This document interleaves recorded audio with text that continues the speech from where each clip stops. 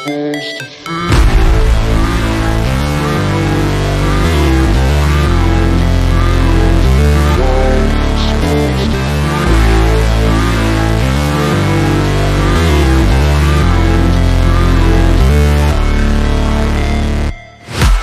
break, always fight, never quit, do it right, play the game, win it life, have no shame, there's no time, feel the pain, live the grind, I could change, in my mind, pick a lane, commit and climb, the only way to win it life. I never miss, that's fact, taking big swings, put your hand to the bat, put me in the ring, you'll go out in a bag, cause I sing what I mean and I bring it to the mad light. Ain't got time to kill, I got time to feel, I took the red pill, I know life's short so I wanna live real, but how's it supposed to feel?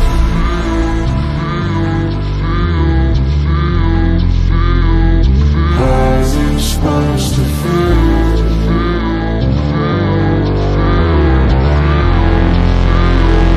How's it supposed to feel?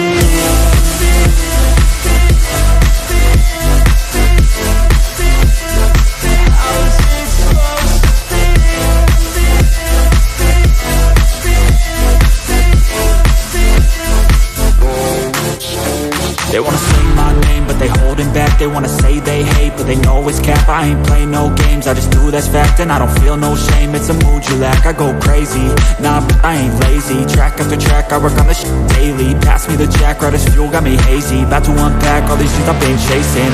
I've got visions in my head, like memories after death. To be a legend instead of something you can forget. I'm living up every breath, I'd rather lead than be led. I'll fill the seats as I spread with every word that I've said.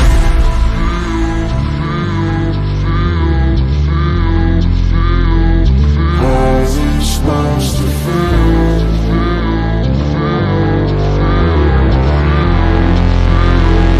How's it supposed to feel?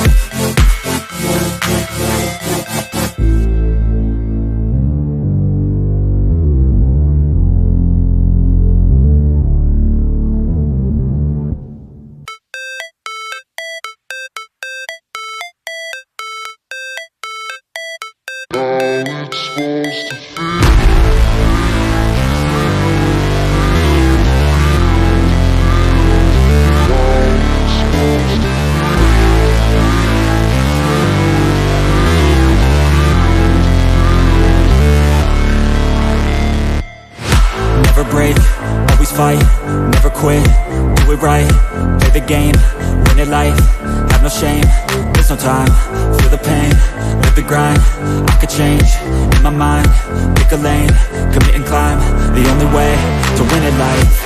I never miss, that's fact, taking big swings, put your hand to the bat, put me in the ring, you'll go out in a bag, cause I sing what I mean and I bring it to the mad light. Ain't got time to kill, I got time to feel, I took the red pill, I know life's short so I wanna live real, but how's it supposed to feel?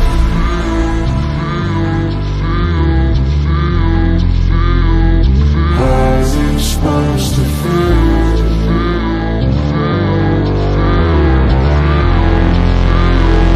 How's it supposed to feel?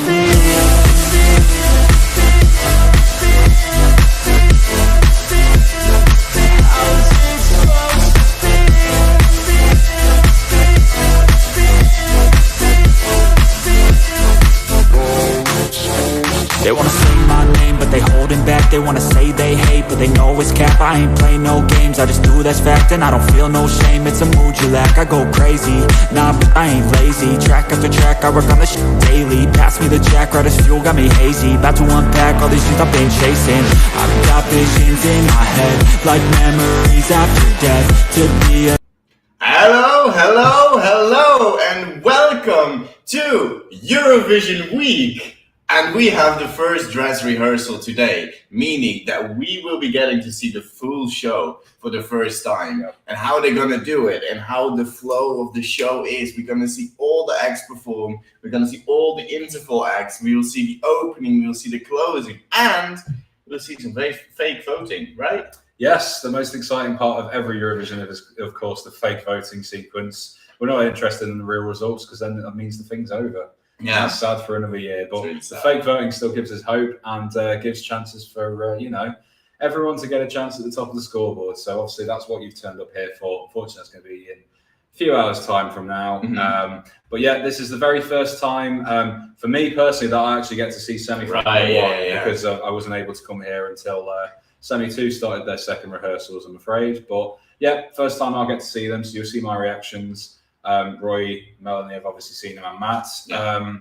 But yeah, first time we get a run through of the whole show: opening acts, interval acts, breaks, green room, rehearsals. Get to see the hosts on stage today as well, and just the general flow of the show. And I'm sure there's going to be some hiccups here and there because this is the first time they're rehearsing it as one run. But it's the first dress rehearsal. There will definitely be hiccups.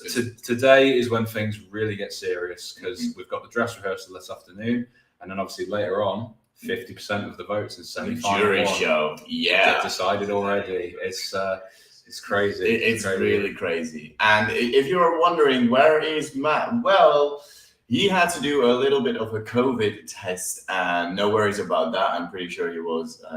I think he's fine. Yeah, he's fine. He's in the queue at the minute. Yeah, exactly. That was a huge queue for the COVID testing, and afterwards there is also a huge queue apparently to get into the press center. Yeah. So Matt is doing perfectly fine. No worries about that. But he'll just join at a later point. We're just gonna be here for the time being.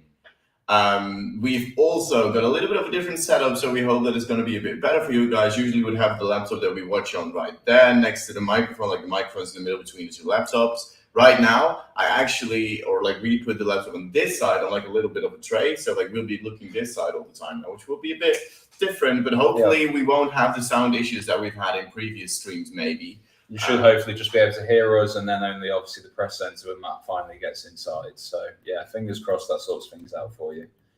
There will still be a delay obviously on our end in terms of commentary because there is about 15 to 30 seconds between the stream we get on the laptop and the stream obviously they get in the press centre just because of satellite delays and internet lag and things like that. So, but yeah, as I said, we're going to bring you all our reactions to how things go.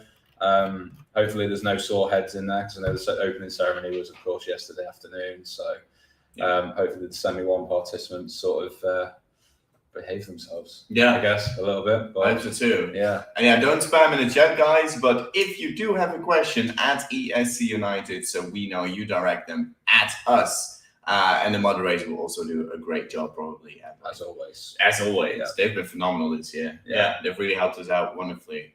How do you feel today? Someone's asking. Good. A little bit tired, but I think that's just when I went to bed yesterday, my legs were killing me because yesterday was our sort of sightseeing day around Turin. So I got to walked around a lot of the city, ate some snacks, which you can see in our latest video that we uploaded about half an hour ago. Obviously, don't go just yet if you've not seen it because you want to be here for the dress rehearsal. But I mean, they've got like 23 minutes, which is the perfect time to add another tab to it and just watch that video. We thought we'd do something a little bit different, try some Italian snacks. Some of them are really nice. Some of them were not really nice. Are you really? Yeah, but if you watch the video, you'll see what we mean by that. Yeah. So I thought you liked everything though. No, guys, watch the video. It's a very fun one. There's a lot of meme potential in there as well. All I'll say is that hot food in Italy is always incredible. Yeah, pizzas, snacks, and everything else. Not so much. I mean, it was okay, but there were a few things that were definitely not in our comfort zone. It was very fun to make though. Yeah, but how are you, Roy? Yesterday was very busy. We did a lot of sightseeing, a lot of walking. So my legs were tired as well. I also had to catch up on the Formula One because that race was at night, and I had to watch. You had to make me get rid of a notification on your phone. So we were at Eurovision Village last night, and I got a notification from the Formula One app that usually has the results or something. And I don't want to get spoiled because I wanted to watch the real race. So I had like Sean swipe away all the notifications that might have spoiled or something. Yeah. So I watched that, and then until like 2 or something, and then I went to bed, but I woke up very early. Not the best night, gonna be good. Rory was wearing an Shikari t-shirt, correct? Yeah. And Sean My said favourite band. stargazing. I didn't know it said stargazing, but it makes sense because of the picture. It's gone to get it, I think. So yeah, at ESC United, if you have any questions in the chat, Matt will be joining us. He's just unfortunately in the queue to get into the press centre at the moment, and yeah, obviously all of the security and everything that entails. So I was wearing this yesterday. This was the front. It was with a barcode, and on the back it says Enter Shikari. Yeah, which is my favorite band. Let's go. Yeah, there you go. But you never thought you'd see an Enter Shikari fan on the Eurovision stream, did you? But no, we're not like everyone else. Exactly. We're not the same. Some guys asking how the football game was actually. Oh, right. Yeah, that feels like a distant memory now, but that was really good. The atmosphere at that game is the most incredible I've had at a football game anywhere in the world. So yeah, that was brilliant. Torino, Napoli. The Italians are very passionate. Yeah, Napoli won 1-0. Yeah, Torino played very well though, maybe even better than Napoli. Yeah. Taylor Ray McGregor says, trying to stay up to hear how it goes. Thanks for doing an amazing job from Australia. We can't really complain about being tired because we've got Connor joining us at some point, I think, from America today. Yeah, it's probably whatever 3 or time 4. it is. I mean, right now it's not. It's probably later in the day. It's right. It's still like 7 a.m. or something like that. Mm-hmm. And then obviously people joining from Australia and all over the world. So welcome. Welcome. At ESC United, thoughts on UK going to number 2 in the betting odds? That's for you. Happy. I'm very happy. Don't get me wrong. But yeah, I'm still trying to be a little bit cautious over it. I think left side is probably now like an expectation almost, which feels really weird for me to say. Yeah. Because it's like, you know, we were going so alien to you guys. We were going through last night, and like since I think 2014, the UK's best televoting result was 24 points. So it's like, you know, we've had years and years of just being awful. So you'll smash that this year, I'm pretty sure. So yeah, 4 a.m. wake ups in Australia. That's not the one. What time does the dress rehearsal start? So we've got a countdown on our computer right now. What did it say? It's 20 minutes. So almost exactly 20 minutes. So. Yeah. So like it starts at like 3, and that's usually where, or not usually, that's probably when Matt will arrive as well. He said to us in the group chat. So we'll see about that. Yeah. A question here from Julie Frost. Have you heard more about how it works with the 10 euro clubs? So there's 10 euro clubs, right? Take that kind of at face value, because I think if you're talking nightclubs, I think 2 of the 10 are nightclubs. And as far as I've heard, one of them doesn't play Eurovision music. It's just like a European sort of nightclub. So there's one actual sort of Euro club, as it would traditionally be known, which is sold out, right? Yeah, as far as I'm aware. The rest of the venues are, you know, bars, cafes. Like there's art gallery, I think, somewhere in there. Yeah, I mean, there's a market we went to yesterday. Exactly. We were there yesterday, and Sean was like, "This is one of the places that's like a Euro club," and I was like, "But it's just a market with a lot of It was like a food hall." So I think like basically the Euro clubs this year are just like 10 venues where if you're accredited, you'll get a discount. If not, it's just somewhere that's like a hub for Eurovision activity, technically, or it's meant to be. So that's how it's working on those this year. Most years, for people who don't come to Eurovision or haven't been to Eurovision, there is generally one venue that acts as a Euro club for accredited press and fans, etc. It's like a nightclub where Eurovision music plays, where the artists perform, all of that kind of thing, really. There's events going on. It's normally like an Israeli pre-party type thing. There's sort of themed nights.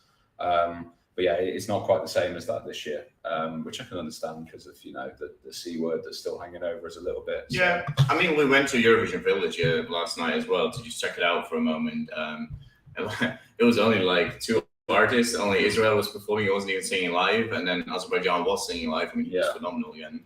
And then it was back to Italian music. So so question there: have the rehearsals started or not? Not yet. We've got 18 minutes until it starts, and even then, there's probably going to be a little bit of a delay because they never start on time with these things. They haven't ever since I've been doing this, you know, since like 2015, every single time there's a run over at the start of something. It's only the live shows that we seem to get on point because they have to. It's basically when our like feed starts to play.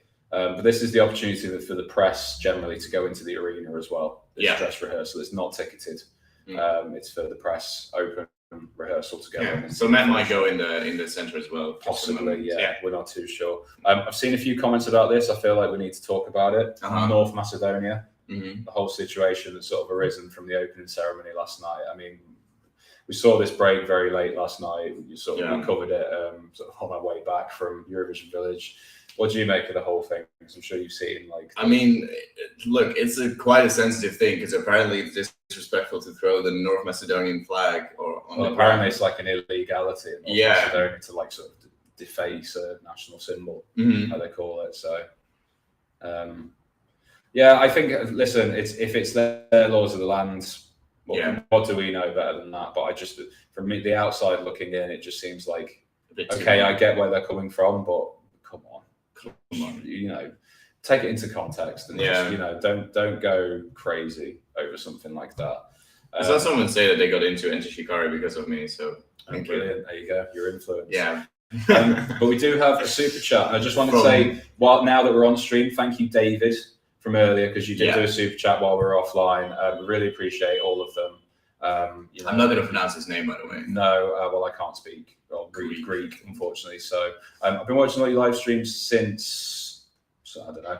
In my opinion, the best coverage of rehearsals out of all the Eurovision channels. Keep up the good work, guys. Sending my greetings to Matt and also Billy. Thank you very much. Thank you very much. Sorry we can't pronounce your name because we're not Greek, but really appreciate it. And thank you for sticking with us and, you know, watching us. So, but if you have any questions, just let us know at ESC United. We've got, like I say, it's ticking down to about 15 minutes now before the dress rehearsal starts already. Yeah, always goes fast. Watch the clip. The way she threw it, she obviously just didn't think about it. Had to stop holding it. There's no one to hand it to. That's kind of how it boils down to. There's no one in the delegation. And if it's the type of person she is as well, like she's very like, oh, I'm going to do this right now. Yeah. And then like she didn't think about it. Like, we've got a question here. If I can get it on the screen. There you go. Ignas Kromerovas. I'm sorry again. What are your thoughts on the odds or bets this year? Do you think the final outcome and results will be a similar way? I mean, odds is just basically people putting money on something that they think will happen. And we talked about it quite a lot before. Like right now you have Ukraine with a massive amount of percentages. Yeah. Usually you don't have that by this time. Yeah. You only have that like on the final 2 days or something that some country really gets a massive percentage boost. Yeah.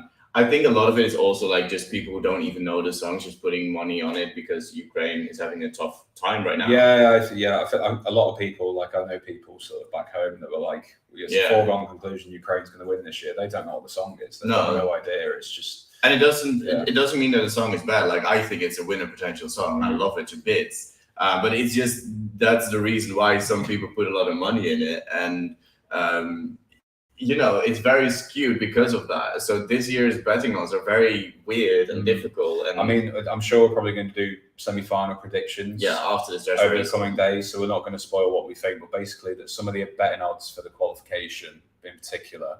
I see some songs and I think they're outside of the top 10. And I think there are a lot of them vice versa. So it's all down to betting odds move when people put money on a song. There's not really much more to it. There may be people inside the press centre that works for betting companies that might have a slight insight into where songs are going to go. But at the end of the day, they're just moving the odds so that they're not losing money if that outcome happens. That's basically all it is. Yeah. So, but there we are. So the audience will be in the arena only tonight, not at the moment. The dress rehearsal this afternoon is not ticketed, so it will just be press. Who are able to go in. So there will be some people in the arena, I'm sure. Tonight is the first ticketed show. So there's 3 shows that you can get tickets for. There's the jury show tonight. There's the family show tomorrow afternoon, which we actually, all 3 of us will be going to, which we're very excited about. Melanie is still seated in her chair, by the way. Back here. Oh, I'm probably no. You're blocking her. Anyway. Hi, guys. Hello. Our working queen. Yeah. The beating heart of ESC United. Definitely. And then obviously the live show. Yeah. which is obviously ticketed. So yeah, I think Gabe is going to the jury show tonight, I right? believe so. Well, yeah, I believe so. I Mhm. believe so. So yeah, I've already sort of answered about the UK. I'm just sort of I believe it when I see it, unfortunately. So first semi-finals tomorrow. What were your thoughts on the last run through of Greece top 5 potential? I've not seen Greece yet, so I'm going to hand that over to you. I don't think top 5, maybe. I don't know. It's really difficult because this is such a strong year, and there's a lot of songs where I'm like, yeah, this is top 10 potential. But there's like 17 songs or something that I set it with. So you can't fit 17 songs in that 10 positions that we get. So yeah. It's really tough to tell, and today will be very pivotal with that, because today we will get like the first flow of the show, because we have these speculations of, this can stand out between those two songs, but today we will get the first time where we actually feel if it does stand out. It's quite hard to actually tell until you've got song postcard. Yeah. So, hi Gabe. Gabe is 5 minutes from the bus station, apparently, everybody. So I believe he is joining us at some point, potentially. Yeah. All being well. So, we'll see him soon, I'm sure. I see the same question over and over about the UK. As I said, I believe it when I see it. I think it's certainly left side is very achievable now, which I find very odd to say as a British person, but there we are. So who have we got? There's a question there. Marzipan541. Who can be the shocking non-qualifier tomorrow? I think Netherlands. I talked about this earlier. I think Netherlands will qualify. Like, I think in the semi that they're in, it stands out. So you'll probably be like 5th, 6th, something like that. I think that's feasible. But then I'm worried for the grand final, because the second semi-final has a lot of like big power ballads with massive vocals, and Steen is a good vocalist for the sort of song, but she doesn't really stand out with it necessarily. So I'm a little worried for the grand final, but I don't think Netherlands is the shock non-qualifier. Yeah. I'll give you an answer on that later, but like I say, I still need to see. I've seen as much as you guys have on semi-final 1 at the moment. So. He hasn't seen anything. I've seen them all. Yeah, so.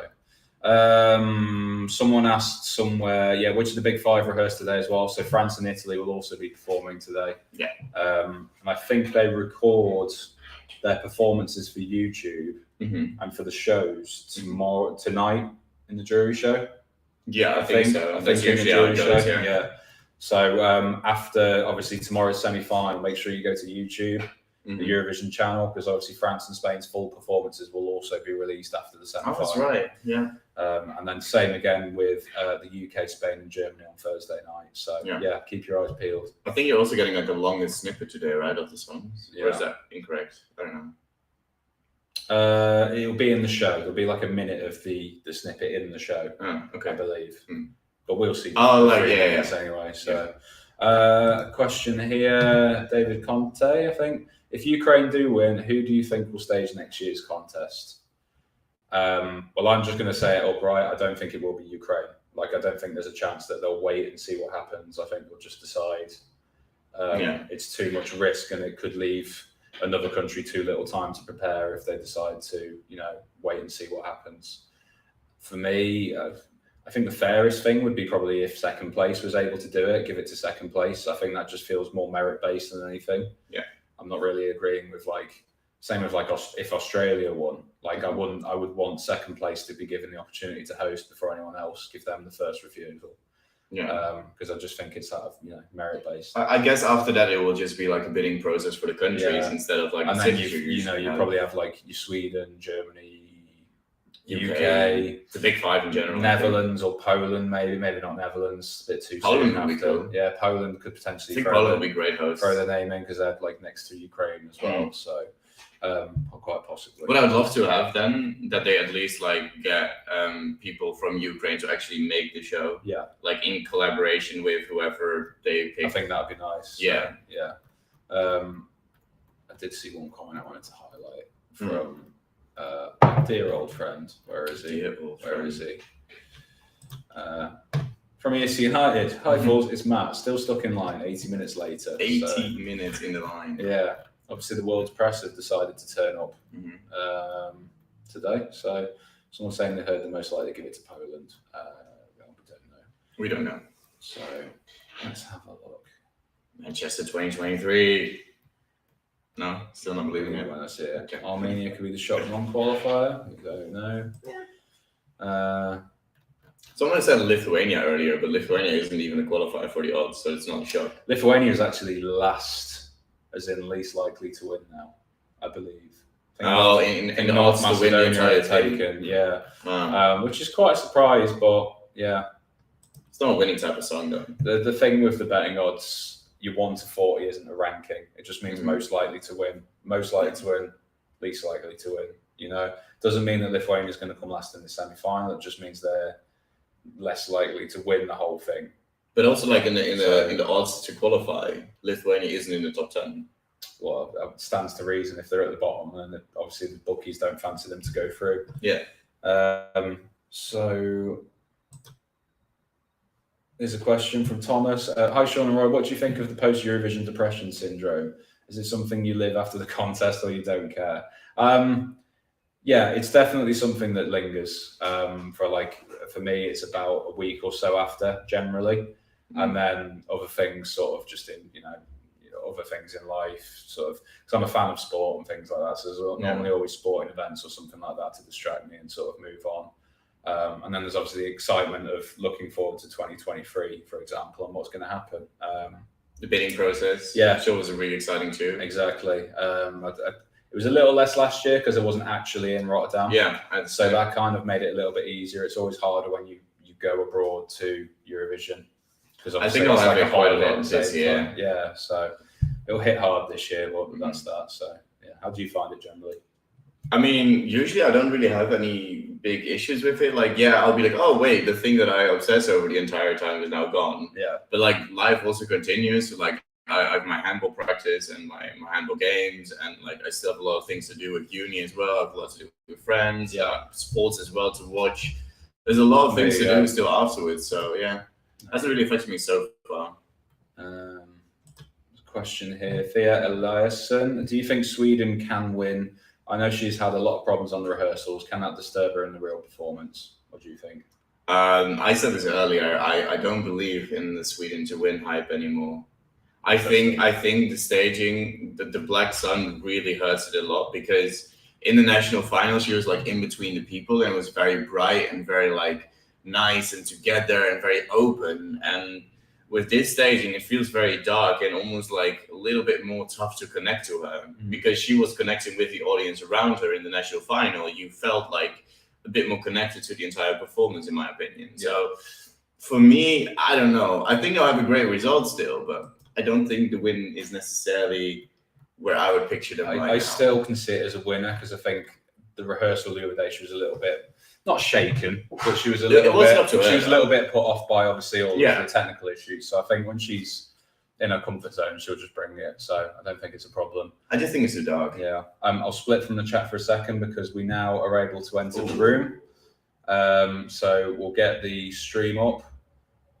If you can press the unmute button. Yeah. Not that loud. There we go. So hopefully Matt's in the press centre soon so you can hear it from the press centre because ironically we could have potentially moved it away from sound and then not given you anything. But we might move the microphone until it's fine. Potentially. That's fine.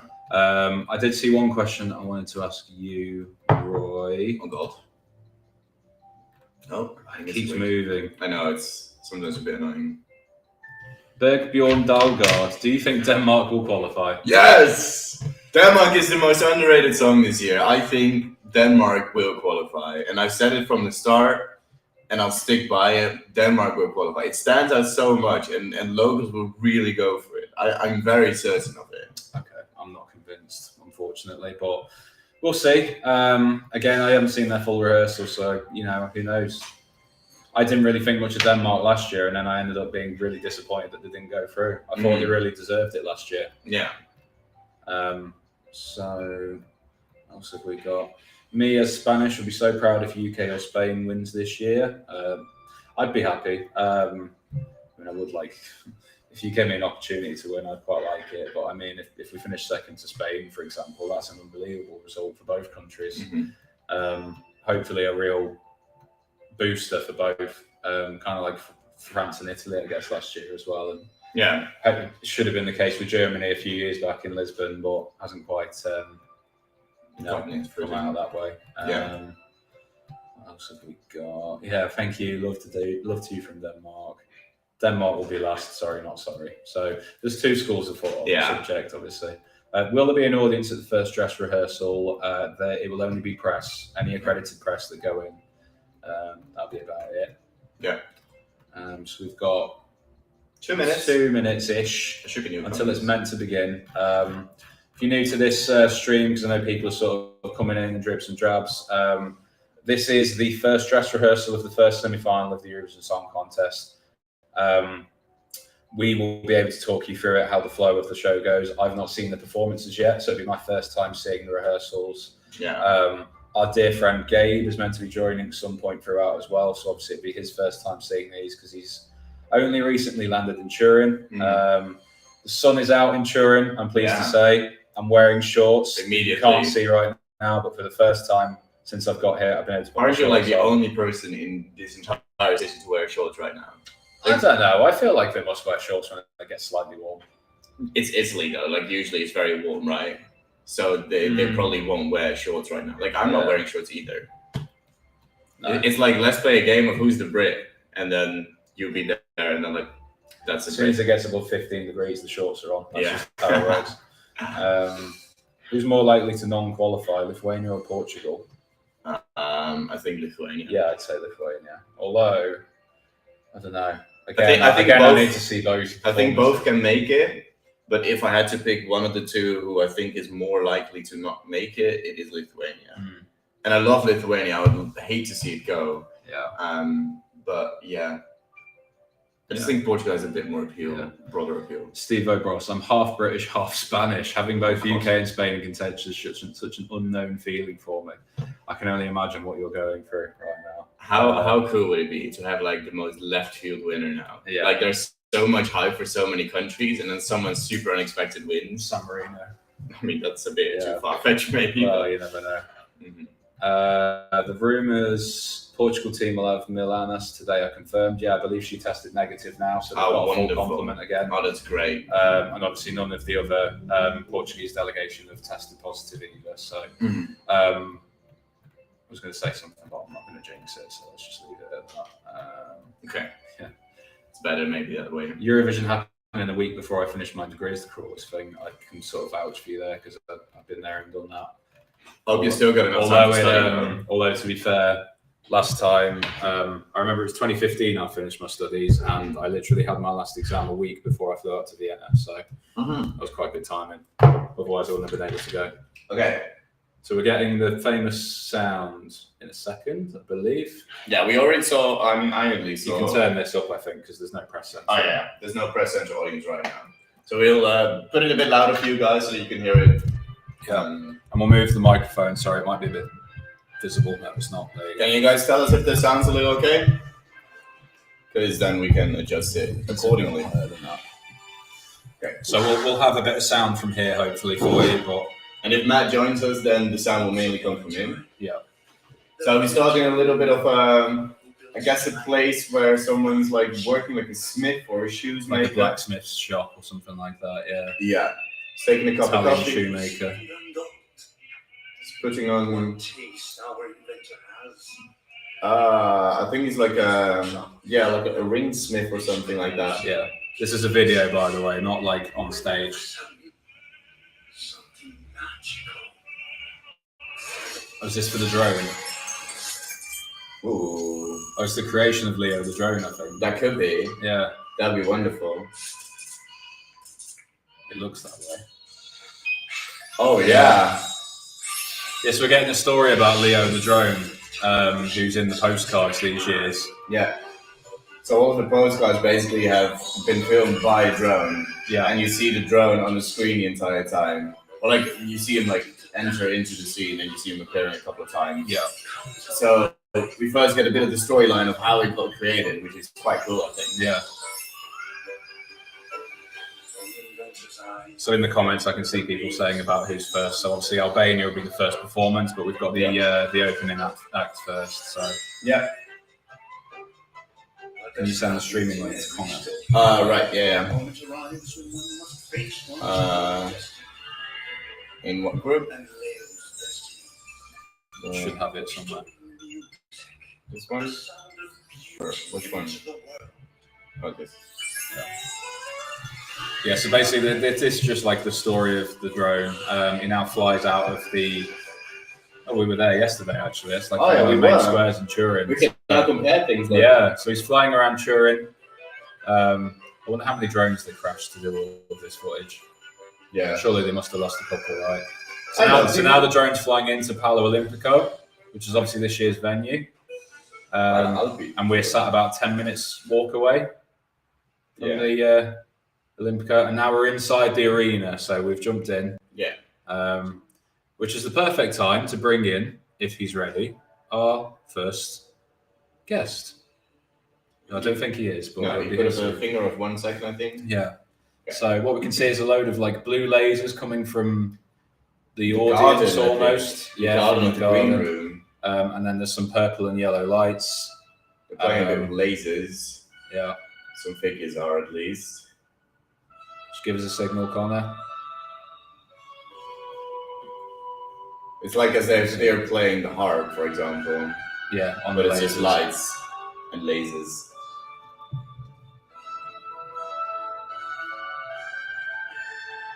Oh, isn't this Te Deum already? Like an intro to Te Deum? It's like Vincero, I think, isn't it? Is that the song? I don't know. Obviously not versed up on our classical music, unfortunately. No, me neither. I'm sorry.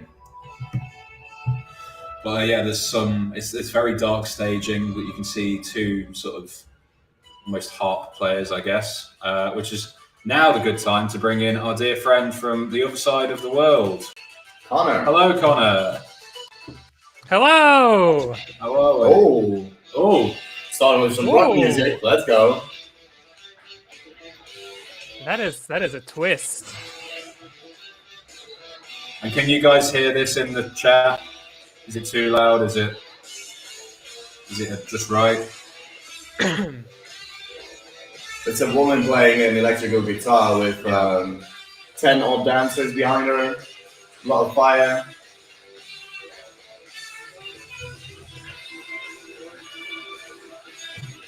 Trying to figure out what she's playing, but I have no idea what this song is. Me neither. This is very good, though. Yeah.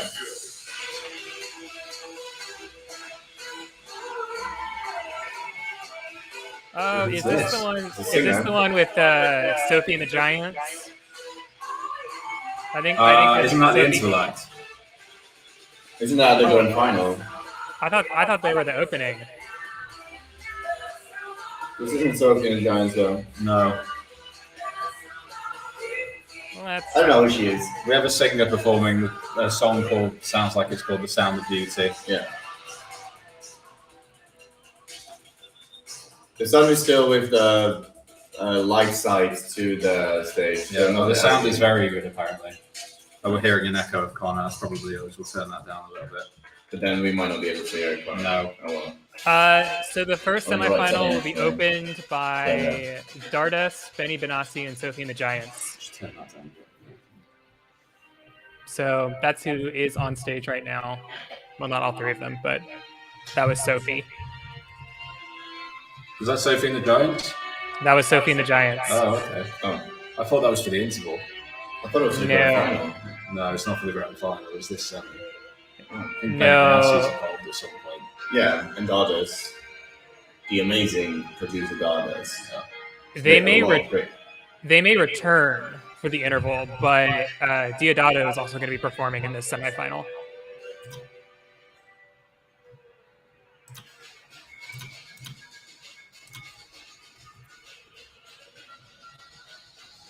I do like this ribbing lighting on the stage. I wish we used this more in the actual acts.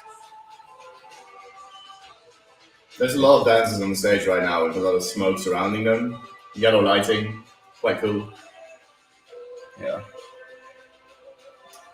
You cannot watch this dress rehearsal, guys. There is no way to do that. Only a graduate press can, via the online press center or via the physical one. Yeah. so we only can describe what we're seeing to you guys. That's why we're here. There's an echo from Connor. Is it at your end, Connor? Have you got like the stream volume like on? No.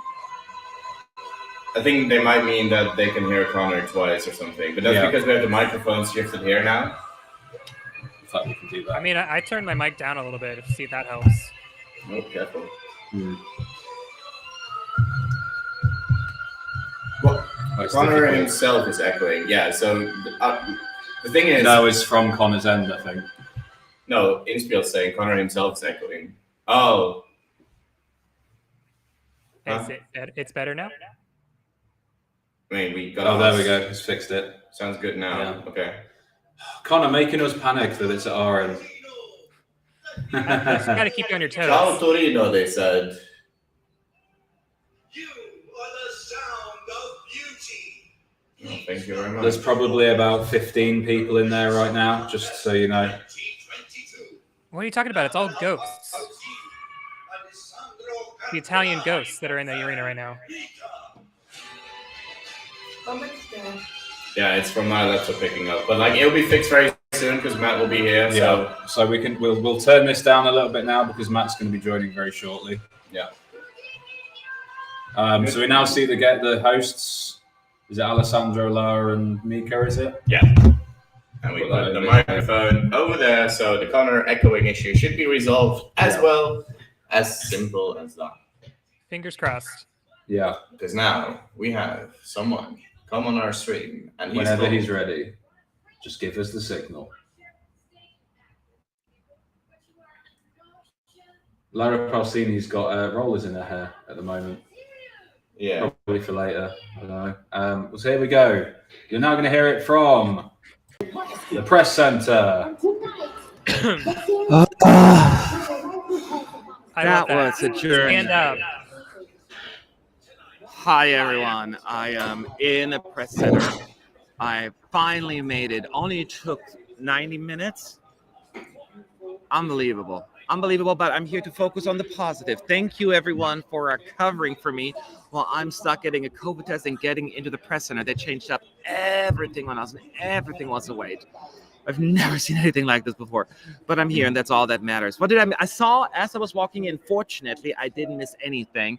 As I was walking in, that's when the show started. So I saw the opening thing. So I am all caught up. I'm overdressed because now it's super warm. I can't win. I cannot win. I cannot win. So hi, everyone. I'm just about to also enter the chat. I'm just a little bit frazzled. I'm out of breath. And I'm here. So the hosts are just talking at the minute, just so everyone knows. I had to also... They're having a little hug. Yes. Mika. Yeah. I see them out there. We're going to try this, see if this is better. It just might be my headset. I think it was because of our laptop here and the microphone was picking up, so it's not on your end. I think it was just a byproduct of what we were doing, so don't worry. Well, people are still saying there was an echo, so... Yeah. The reason why it's lower right now, because we only have talking. They turned down the volume. I'm sure it's going to get louder. I can turn up a little. So we'll see how the music comes on. But right now they're just chatting away. And they gave us a scoreboard, right? Not the scoreboard, but, you know, the voting order. And the running order, I should say. Not the voting order. So we got a shot of the graphics. Yeah. At least we finally don't have blue. Yeah. Blue? Like blue? I was so happy. I was so fed up with blue graphics. Yeah. Every year. I think they heard us. They heard us. I think so. Oh, please. At least with the scoreboard, they heard us.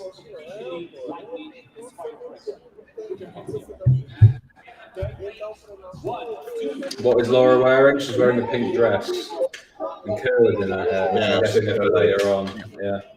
Not sure if it's part of the show or if it's just Mika's wearing like a teal jacket with a white shirt, and the other host, forgive me, is Alessandro. Yeah, so maybe. He's just wearing like all black suit. Somebody's asking in the chat, by the way, when are we going to do our predictions? Everyone can can watch the show, the first dress rehearsal, and then I asked them to send me their predictions right away. So they'll be out today. Yeah, we're getting Albanian postcard right now. It is in Baru Mini, which is like a bit of an ancient kind of stone field, I guess. It's interesting. I'm doing a different desk, by the way, this time. I had to move one up because somebody took my spot. Yeah. Are you next to Billy? No, I'm actually. Billy was between that desk, right behind me, and the one I'm sitting, like he's like right in between. Oh, here we go. I'm watching Albania now. I'm always 30 seconds ahead of him. You can take the lead if you want them, Matt, on things, I guess. Okay. Well, in case you know, it's Ronela with 4 male dancers wearing capes, and then they take them off to go shirtless surrounding her, and then 1 female dancer actually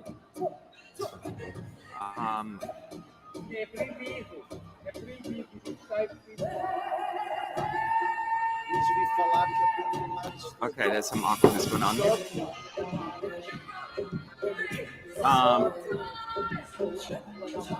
So there was some yelling going on here because somebody was recording the screen, somebody else yelled at them, so I was a little distracted.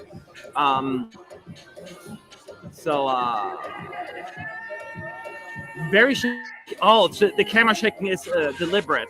Like as she's stomping on the floor, the camera wobbles with it. I didn't notice that before. She's wearing something different as well, right? Or am I wrong on that? What's different? I think she's wearing something different as well, right?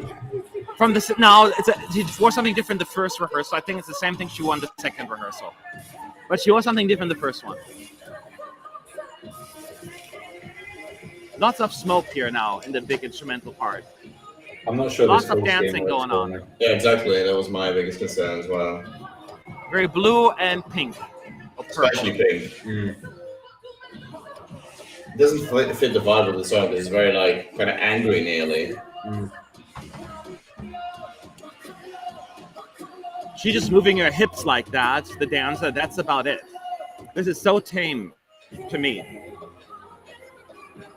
I mean, I don't know if I would say I'm just tame. It's just, I don't think it's at the same level as it was in Festival. Compared to what we usually see. It's to me it's tame. But then I'm a slut, I guess.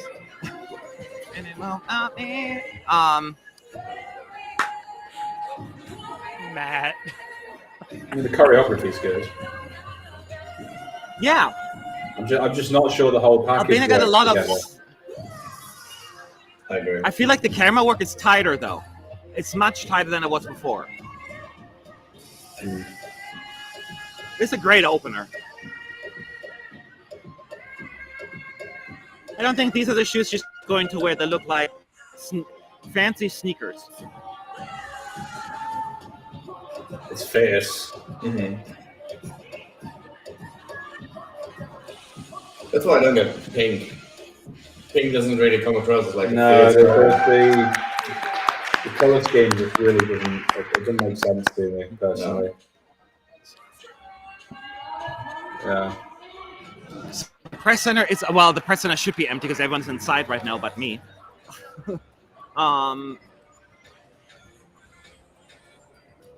So I don't think it was. Someone in the chat asked, and I missed it. Did we hear the smoke columns? Yeah. I was thinking I don't remember hearing them as much as that in any performance. Yeah, because I heard them on one of the, I think, Big 5 rehearsals.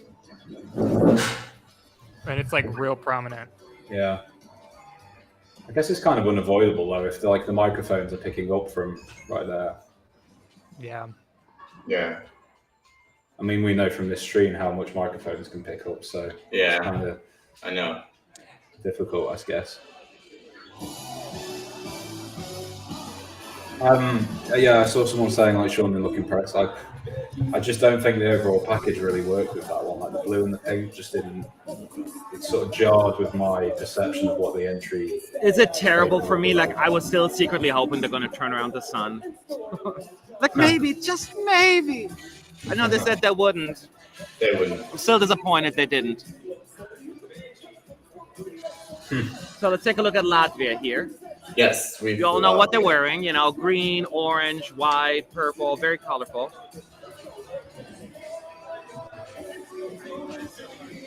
Not pepper, I mean red. I thought he was wearing purple. Oh, He's great red. shots coming. And yellow. Ooh, kind of missed it. Yeah. I like how they're all like miming the different parts of it though. Like the focus is on all of the band. Yeah, That's quite cool.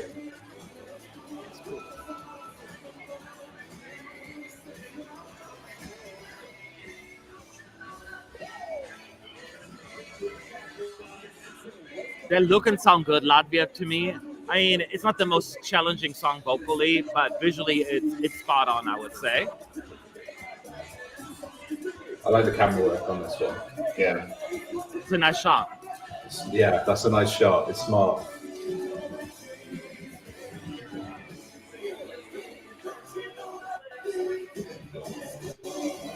Hard.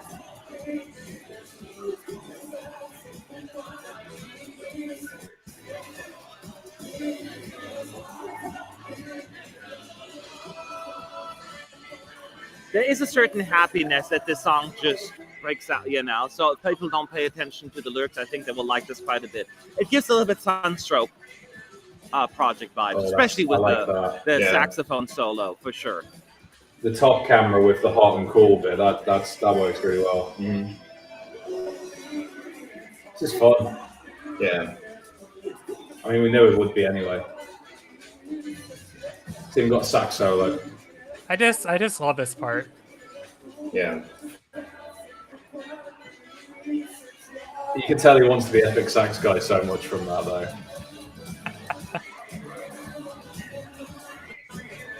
He has definitely done something different with his hair. Mm. Our The guy, red guitar the friend. lead singer. Yeah, he did. Maybe he woke up a little later from the party.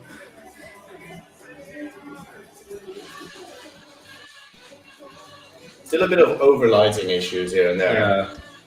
Oh no, this really works though. I'm sold on this. Yeah.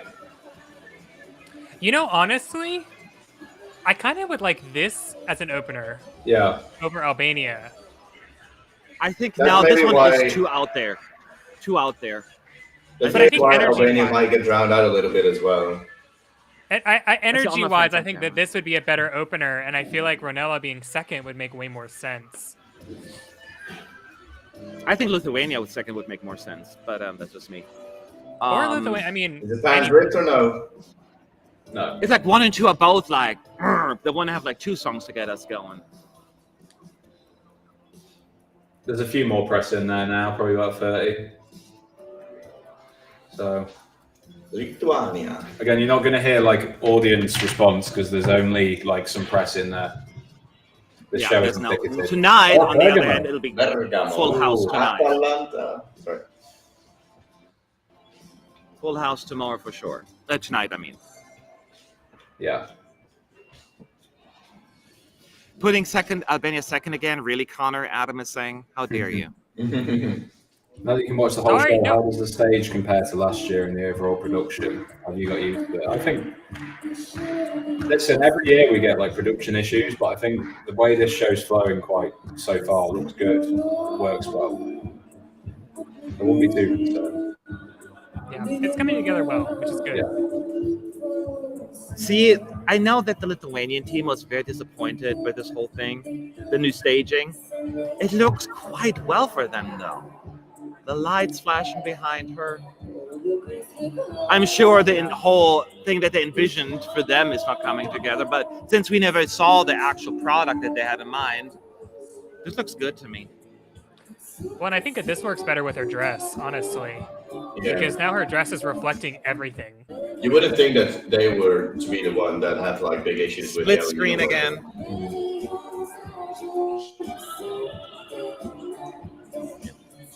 And it's all about her because she's just so fascinating. Like she's like, it's just something about her. Oh. It's not the loudest song, obviously, in the running. Not the biggest ballad. It's just like but it has its place. I think this would do quite well. I like the sort of lens flare sort of filter that they've got on this. It works quite well. Oh, the blue effect is way better now. The blue. Yeah, like this was blue, but like she would look like an alien in the first one.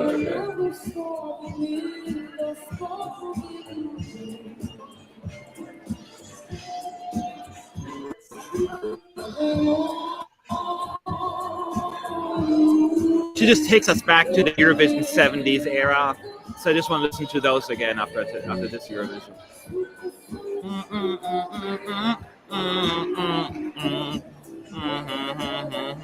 I'm still surprised it's not doing better in the betting odds in terms of qualification. I know it's tough competition. I hear that. I get it. But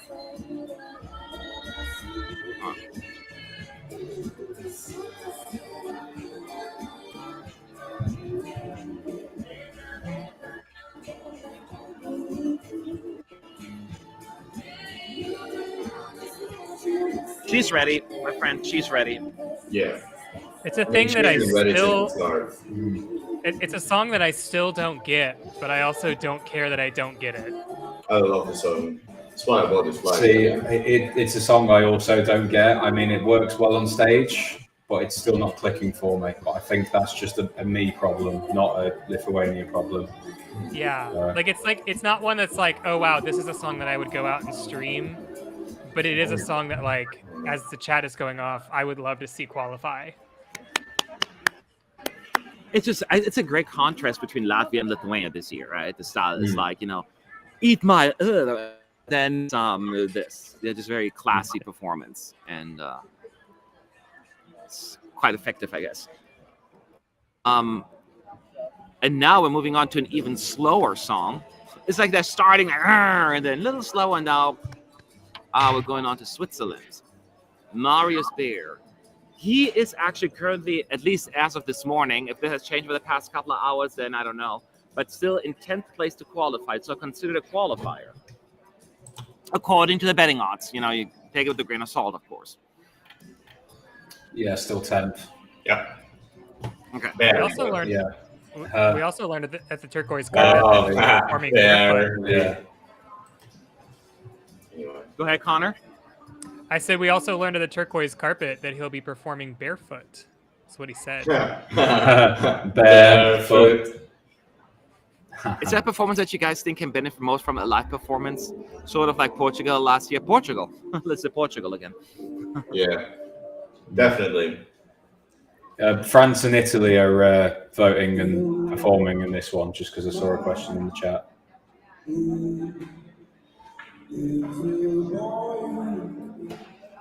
No, he's wearing shoes, I think. Yeah, I'm pretty sure he's wearing shoes. He said he wasn't going to. Right? I mean, correct me if I'm wrong, it's very dark, but I'm pretty sure he's wearing shoes.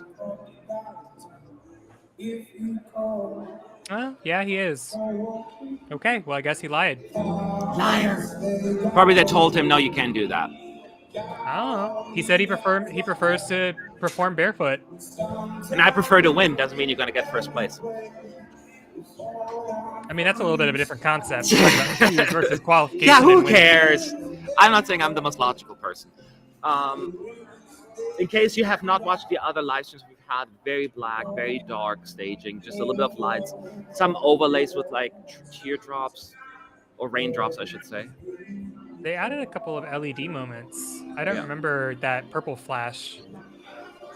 And now the big broken heart on his cheek and on the floor LED.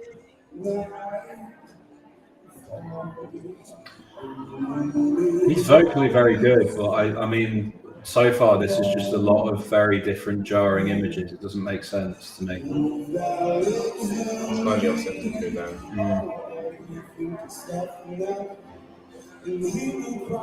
Yeah, it has a lot of little like images, like little like shadows in the back. a child, not a little boy. And there's a kite flying next to him.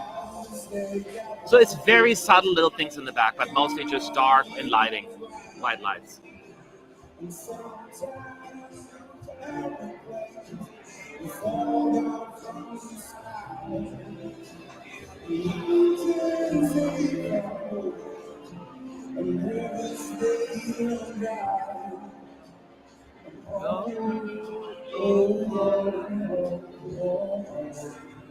They fixed the flashing a little bit in their face. It has like a flashlight, like a Morse code almost thing, which was very flashy in the beginning. They slowed it down a little. It's not as dramatic, which is nice.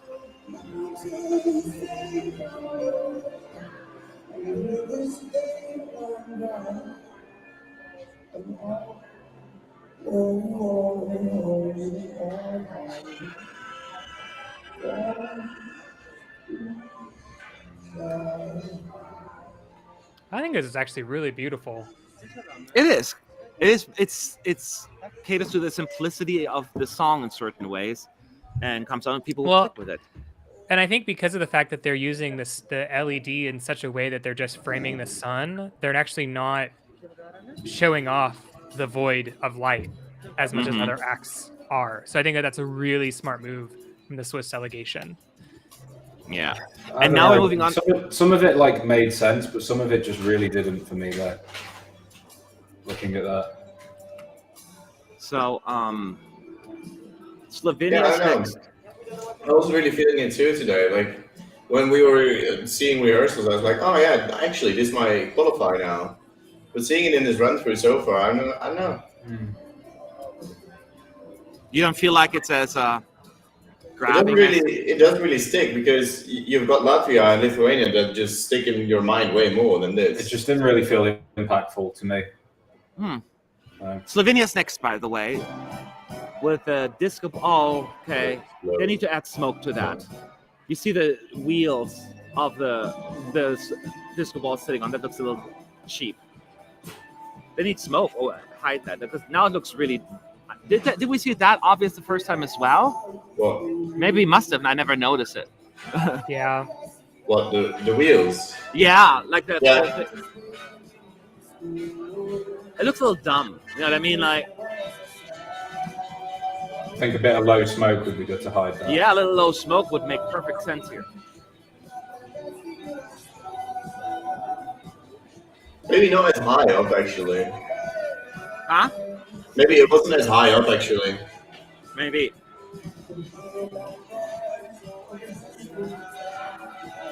Yeah, Slovenia still serving us this approachable, I call it approachable awkwardness, that we can all relate. We were all awkward at age, right? Yeah. But it's not like that. It's just like, oh, I get it. I was way worse. And it makes it kind of cute almost, adorable. Because they're so young. Are they 16 or how old are they? 18, I think. 18.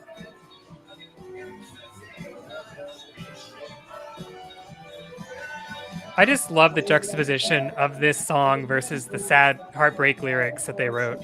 Yeah. I like the visuals for this one so far, though. Yeah. 17, 18, 19, someone's saying in the chat. Thank you.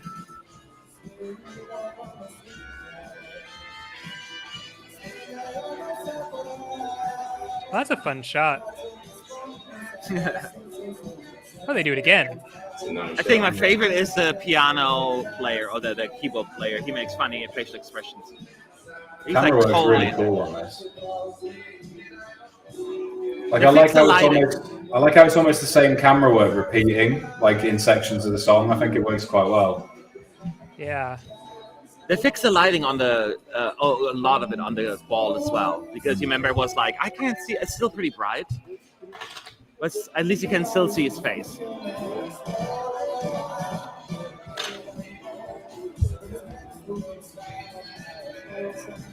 Yeah, that keyboard player, he's just vibing right now. I know he's so vibing, and that's only rehearsal. Yeah. He's my favorite now. The vocals are fine better than someone else. My personal favorite is the drummer, but We need to have like a vote. Who's your favorite Slovenian band member? Him and Philip are the ones who took charge on the actual interview, and that was hysterical. I'm not going to say that this is like a short qualifier or anything, but this is going to be a hell of a lot closer to top 10 than people think, I think. Yeah, I agree. Like, I can't see this finishing lower than like 12.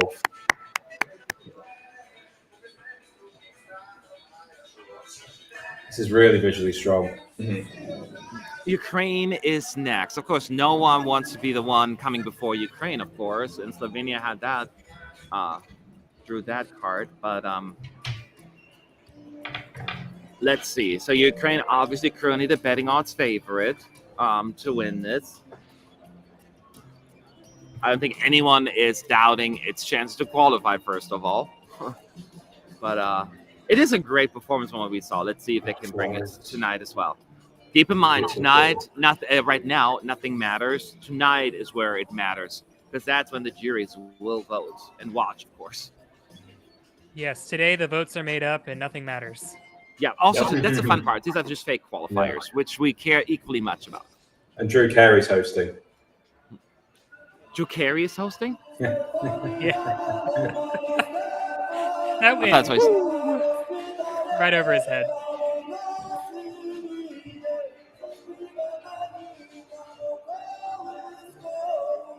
Oh, here we go.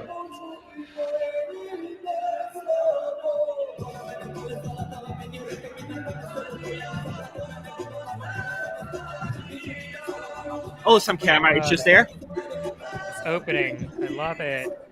I love this part. He also finally decided we're allowed to see his eyes, the rapper.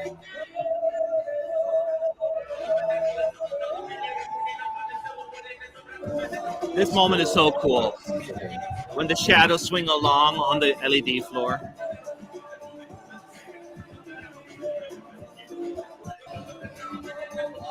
They fixed that camera shot, actually. Oh, Yeah, it's a nice visual. yeah.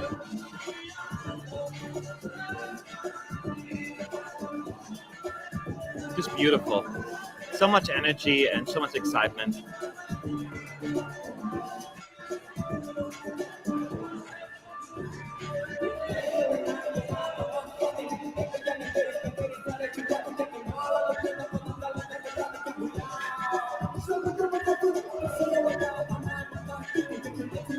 It's rare for me to go like really into excitement mode when it's rap, but it's so good. He's still off center, which is just so weird to me. Oh, this is so Main visually good singer. as well. Yeah. I guess that's probably because since there's 6 of them, and they have to do the shadows.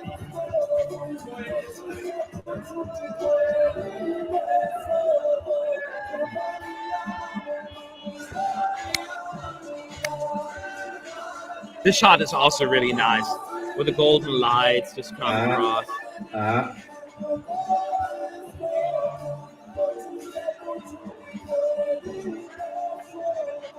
Personality is supposed to like.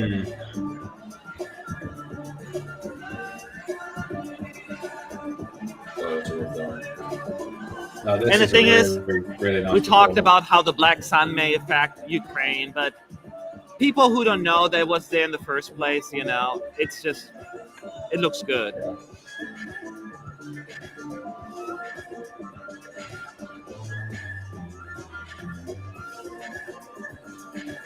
You may make a case that like just guys standing around randomly could make it awkward, but for some reason I don't find it awkward. This is such a good song.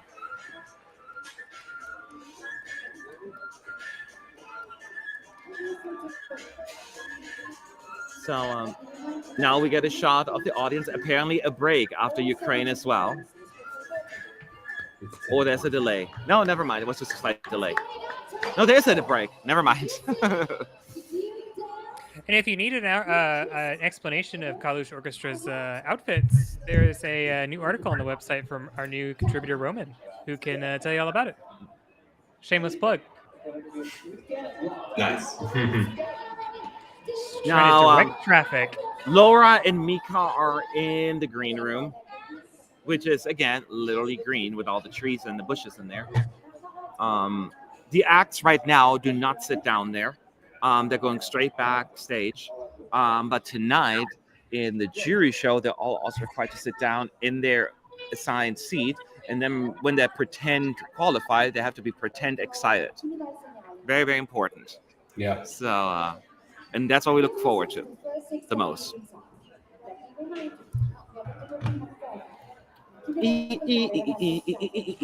It's a strong performance from Ukraine, I think. Yeah. Really visually solid. So now we have awkward pause because it's a rehearsal.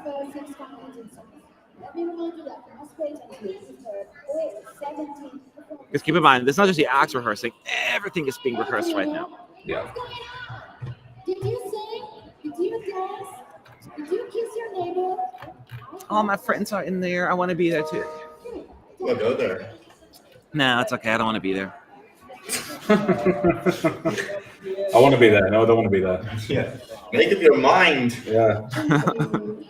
I like being here with you. I have Stefan and other my friends there. They're all just going to hang out and they're going to report back to me. Yeah. I know there's an echo, but there's a 30-second delay. There's not really. I mean, we could put in headphones, but there's 3 of us here watching this. It's not just us 2, so Yeah. it's kind of unfair. So we've tried to do our best to eliminate the sound issues, but there's not really much more we can do other than not being able to hear. We could mute ourselves during the performances if you want, but then, you know, you only get like 30 seconds to talk. So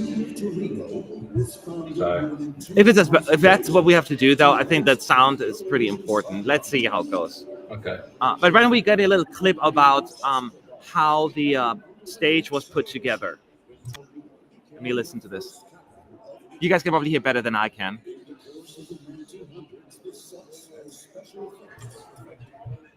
I'm talking about special effects in the olden days or something like that. I love that. The city of Torino was founded 2,000 years ago to host the 2022 Eurovision Song Contest. That's the sole purpose. Elephants. Why are there random elephants on the screen? I cannot hear all they're saying. Basically, what they're doing is they're playing sarcasm with all of these pieces of history of Torino, and like the steel from the stage was created in the 1920s. Like, it's all just a joke. And there's a big disco ball in the Colosseum now. So,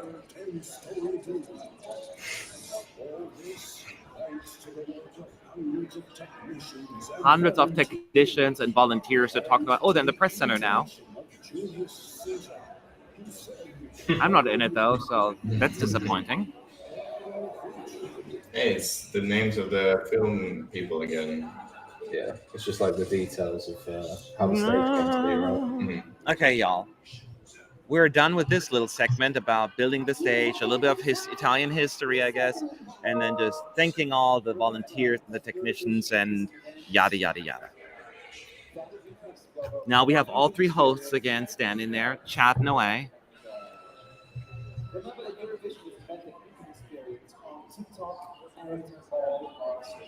Yes, I am having a good time, Laura. Thank you. And of course, mentioning, and remember, we're all on TikTok. Oh, her rollers came out. That was fast. Yeah. Maybe she just ran out, like she had like 10 minutes too little time at the start. Yeah.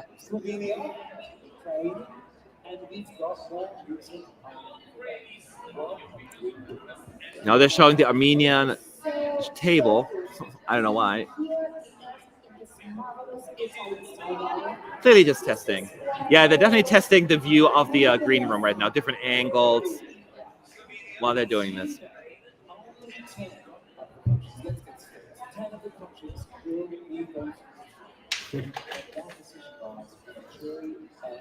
I like when they've got like rehearsals for the green room and they just interview random like volunteers and techies. Mm-hmm. I love that too. My favorite part is when they do the results and they have to pull in some random, runner who's like, all right, and now you have to perform Sentimentai. Ready, set, go. Yeah. Is there a hosting part in Italian like they said? Did you hear any Italian right now, y'all? I don't think so. I don't think so either. Maybe in the beginning, I don't recall, but certainly not these little pieces, bits and pieces in between. Bulgaria. It's probably my least favorite postcard of them all. Yeah, I think they just got a bad location. It's Again, I really one just castle that you can't really fly through or anything, so... I really wish that they would have just worked from the village up. Because there's this little tiny village as you see in the background that they could have worked with. And worked their way up the road or something. And people keep asking in the chat, France and Italy should be performing today as well. Yeah. Of course, it doesn't matter because they're just there too. Their performance will be recorded tonight, actually, and you can watch on YouTube, and they'll have a short snippet of that during the live show tomorrow. I'm sorry, say what you want, but Bulgaria staging is fantastic. Really kind of turned around the entry for me. I don't think it's a winner, but I think it's a strong chance to qualify at this point.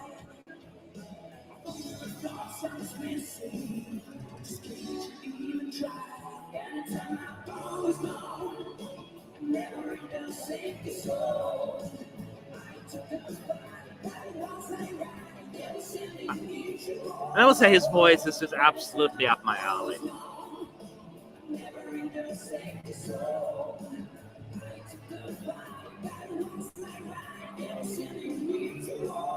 Yeah, and I think it's really it's the lead vocalist that sells this song. If it was anyone else, I don't know how I feel about it.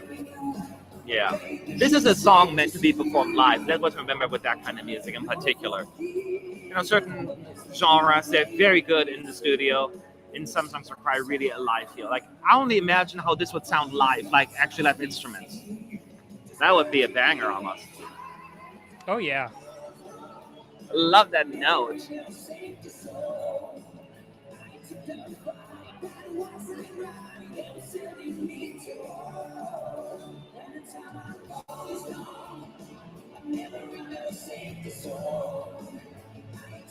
Nice colors. They never go over the top either with the staging. You guys are favorite part, the bridge.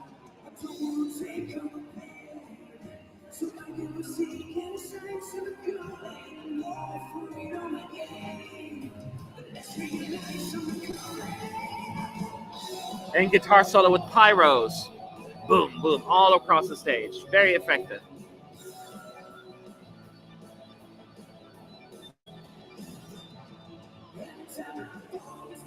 I could this one to sneak into the jury's top 10 actually.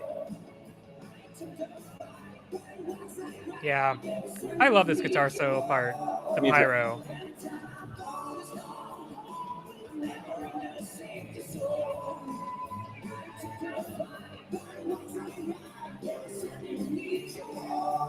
Bum, bum, bum, bum, Oh, pretty. But not yet.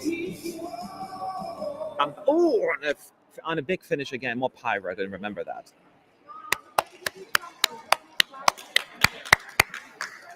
We'll get just a great performance. Like, it's enjoyable. Like, some people may say, this is a skip on your playlist, but when it's on live, it's not a toilet break. Not in any shape or form. It's actually quite entertaining and fun. Mm-hmm. Tell you what, that really elevates the song so well. That's a really strong performance. Like, better than I thought it'd be. Yeah. That's made it interesting. This is definitely in it with a show for qualification. I'm still not convinced, but I'm not convinced either. I think it's going to do better than like last or whatever that everyone's sort of had it pegged down for. So. Ooh, but now it's the Netherlands' turn. Ooh. The Dutch want to make it to the finals with a song in Dutch. What is going on? So, Esteem. Some people were a little skeptical when they saw the clip. We were actually quite happy with the whole over product. So, let's take a look and see if you can do that again. So this one goes then. As a reminder, it's like Sanna Nielsen with a smaller budget staging. Like just a tiny little square-looking maybe not smaller budget platform. I know. Are you calling Netherlands cheap? Oh, I'm gonna you mute did, it. not me. Speak, I think, after this. Well, I can then talk stuff while you're off. No. It's a good job I'm going to mute now because there's going to Yeah. be like hell to pay in for the next You're still 3 minutes. talking. while I'm there. Shush. So, seriously though, it's like a little platform that she's on, and like it has like a similar light effect, but it's just a lot more like subtle. Not like those big spotlights.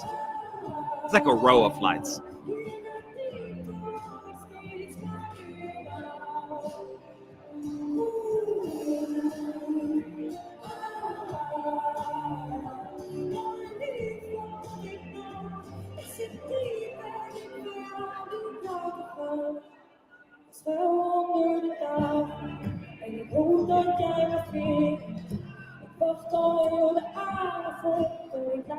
Such a pretty song too.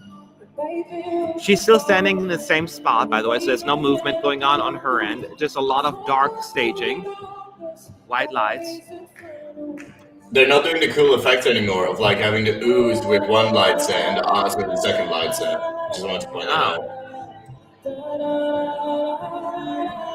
They have like this moon and the watery effect at the bottom, like the reflection of the water.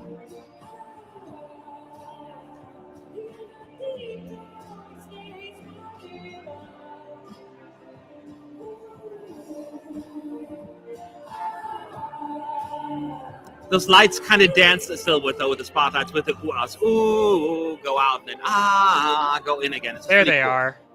Yeah, it's really cool. That part's really cool. Now, by the way, this way she walks off the platform and towards the front of the stage slowly.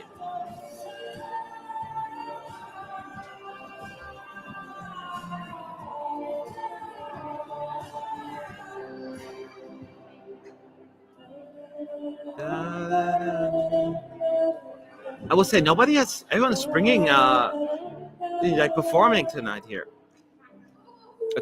Today. It's not even tonight yet.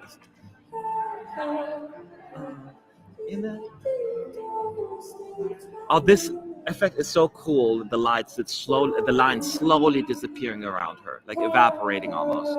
It's really cool.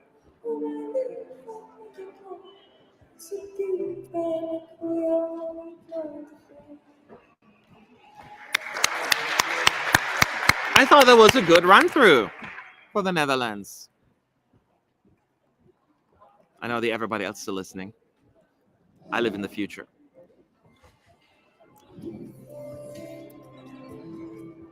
While they're watching, I can tell you that the next country is going to be Moldova. It was a bit dark for me, but it's pretty. And she's great vocally, so I think it's nicely styled. I wish it was a little bit lighter, I think, for my personal taste in like what I'd want to be seeing on stage. So yeah, vocally was on spot. Yeah. Camera-wise, it was really good. I think it's not an invalid point you're making, Sean, about the lighting. But I still like it anyway. Anyway, we're moving on already to Moldova. It's just like bang, bang, bang. Let's get some happy music. Hey ho, let's go. Guitar solo. Born rock and roll. And his Stuff House immediately kicks in when he jumps into the camera, basically. His face just shows up.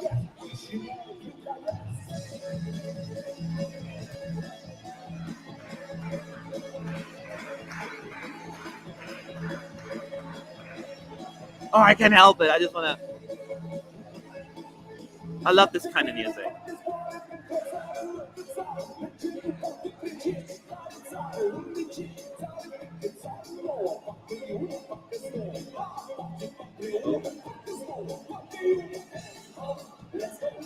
I like how he's like... What? He's just got his arms out like he's driving a car right now. Oh, yeah. I mean, it's not a very like act. They just kind of do like this the entire time, Yeah. right? But some people may think, yeah, maybe a little bit more. But I think it would look a little silly when they're like what, in their late 40s, maybe early 50s. Would seem a little crazy if they would go too overboard. I find it charming. Don't overdo it. There's always this bouncy that they're doing. I find so charming. And I'm sorry. You just need to put a flipping accordion in it, and you know Europe will vote for this. I think my favorite person in this entire performance is a violinist. He Yeah. has the most Me energy too. out of the entire I think band. so too.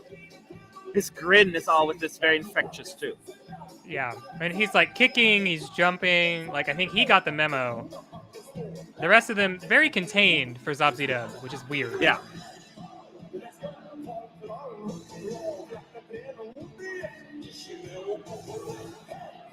Let's go. Again, you see "Let's Go" and "Hey Ho" on the backdrop. Lots of colorful staging, like all these traditional logos and patterns.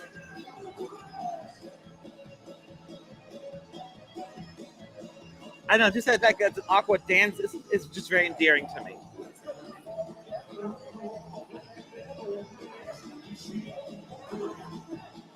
Let's go, full blow and rock and roll. As a reminder, they will have like those bridges come up, the straw bridges, in just a moment. I'm really disappointed with the delegations that they didn't use that more. Huh.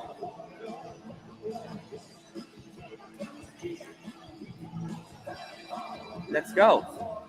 Rock and roll.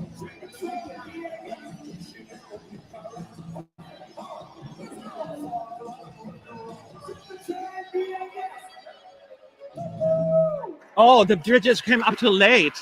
Oh, that was a miss. That was a big miss. Yeah, because they kind of left the stage too late. Oh, bummer. So that was the biggest mistake yet. They didn't make it to the center stage in time. So the bridges, drawbridges were still going up as the song ended. Oh, and that's new. On the B stage, it says Cisino de Bucharest. On the Oh, really? That was amazing. Kind of line. That was so fun. Minus that timing issue, I think that was a lot of fun. Yeah, it's just a real fun, feel-good kind of song. Just this very Eurovision. That might qualify. I think that might qualify. Well, it is currently like in 8th place to qualify. Adding odds. Yeah. So a lot of people feel confident about it. Portugal is next. Well, and I I'm can hearing match Connor with this. There we go. Portugal. So real quick, they are wait. They are taking a quick break now. I'm not sure if that's intentional. I don't think they're probably just delayed, which surprised me because this is a song where neither of the two acts need lots of props. So one of the hosts, Alessandro is his name, right? He is reading randomly some script. I assume this. Well, and they also haven't taken a break at all. No, they have. After song 5. Yeah. After Ukraine, they had a break. No, after Ukraine, you're right. Yes. Yeah. Before Bulgaria. Yep. Well, there better not be an issue with the Portuguese delegation again, if I'm gonna scream. Yeah. So now there's again a little awkward pause, not too bad, and here comes the Portugal thing. The postcard already happened. Now we get this little graphic, and here she starts singing now. And that can happen on the live shows, and that's a great way to cover up. Just do a quick little interview or just a little chit chat. They have to practice ad-libbing as well. Yeah. Well, here we go. Portugal. Somebody said that the other singer is back, that she was tested negative now. Is that accurate? I don't know. Yes, it is. Yeah, she's back. Okay, 1, 2, 3, 4, 5. I see 5 people. I mean 6 with the singer, so 6. Yeah. We good.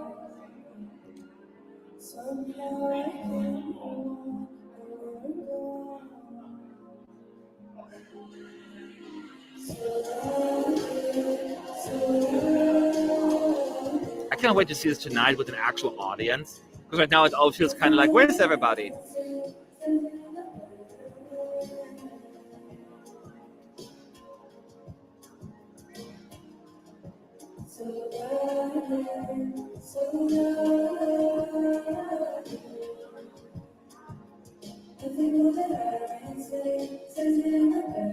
I just think they should get extra points for having live backup vocals. That's all I'm saying. Give them like a 30-point head start just for that, please. There should be a rule for that. I feel like that would be an interesting rule, Matt. Well, make it happen. I don't care. I hate the backup, the backtrack. Let me send a strongly worded email to the EBU. Thank you. Let me know how that goes. I just love the harmonies of this whole song. I mean, any Portuguese song, melodically is amazing, but this one in particular. This very subtle clap. Think of Portugal and Serbia in different semis. But there's a more like the subtle. But you know, Serbia not so much.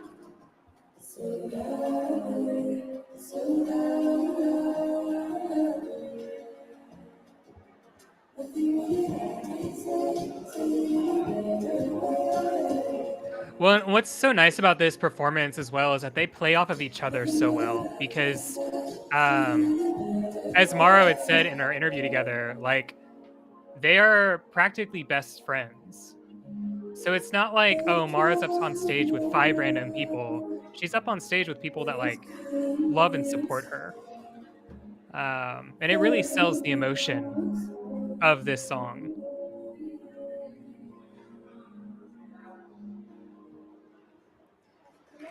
It certainly has a different vibe than any other song on the running. And that can only work as long as people click with it. But yeah, well done. Well done. I know they're finishing it up on their end, and we are getting a quick break here where it says later tonight, Diodato. And then moving on here, later tonight, Italy. And later tonight, France. So they're just going to talk about that as well. So stay tuned for it. Yeah, that was absolutely stunning. That's a beautiful performance. That I wasn't really too sure from like the photos, but that really works. Really, really good. And they blend so well together. Like their harmonies are incredible. Does the staging adds more to it than the? It's okay. Does the staging adds more to it than the Netherlands? It's Portugal, I think so. Yeah. They're just two very different staging because Esteem is on the main stage, they are on the B stage, so it's just a different feel. Yeah. So as you can hear, I'm not sure if you heard it, the Eurovision Song Contest goes on, and now we're moving on to Croatia. The postcard starting now. I think that this is a really crucial break right here, just to point out, because of the fact that you have 3 slower songs back to back to back, that if we'd gone straight into Croatia, I think it would actually hurt Croatia more than it does after a break. How 3? It's only Portugal and Croatia though, right? Because Denmark is Denmark is like partially slow. Well, because you have Netherlands, and then you have the flip with Moldova, and then you have Portugal and Croatia. Oh, gotcha. And so I think they benefit from being after the break because it's more of a reset than being another slow song after Portugal. Croatia was supposed to perform yesterday at the Eurovision Village, and that didn't happen. Probably had too much fun at the after party. Clearly.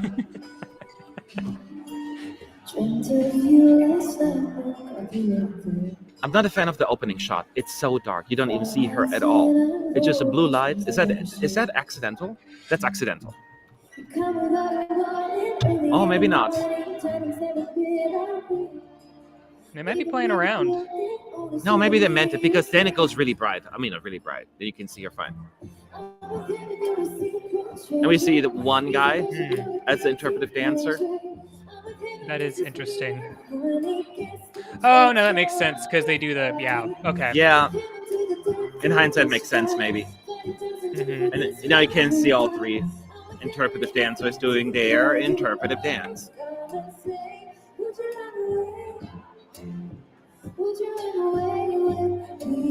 Ooh, barefoot performers. I know, Switzerland promised us, but Croatia's delivering.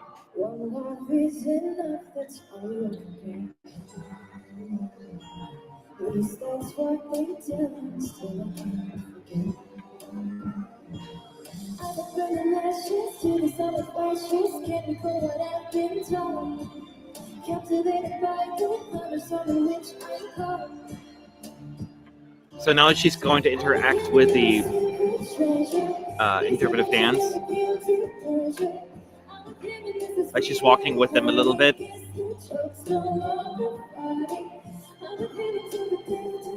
I feel like the story is connecting a little bit more for me, but I think that the issue here is that I've seen this. I was going to say, now. yeah. Yeah. That's the thing. Once you've watched it a few times, it makes sense. Uh-huh. It doesn't tell the story right away if you don't, especially if you don't speak the language, unless someone explains it to you. Like, oh, okay, got it. I mean, and I think that you'll get it because it is a very like early Taylor Swift song about love. So I think that that'll help her. But I think that they were really hindered by having a female dancer on stage when it could have just been her. Yeah.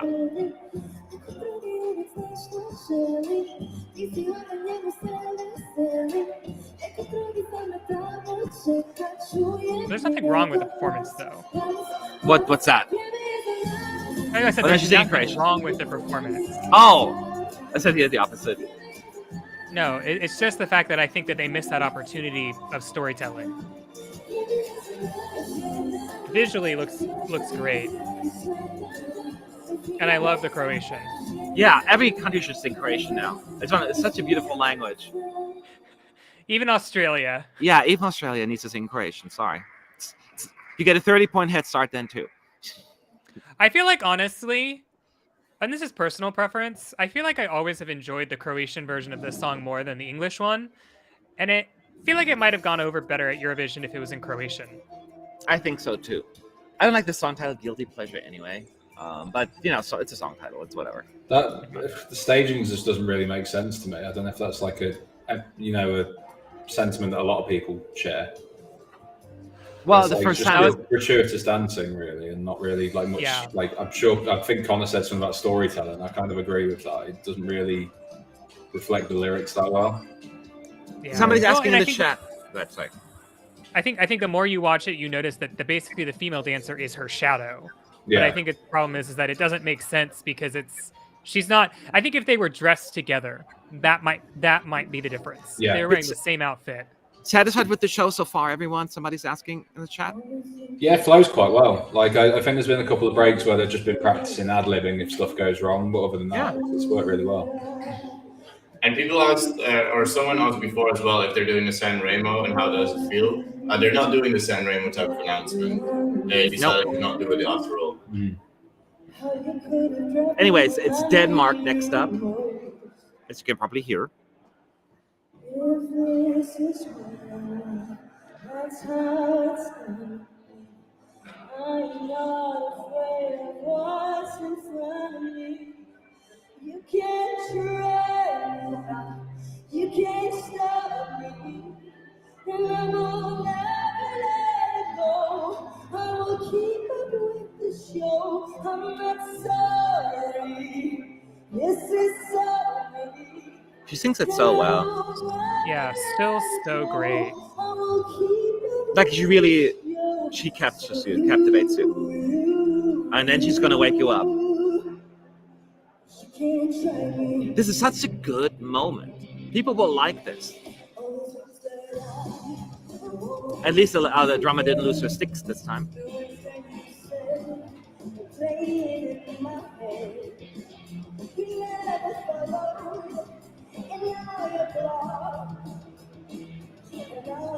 I think it's hysterical that they wore these outfits last night to the red carpet, or to the turquoise carpet. Yeah.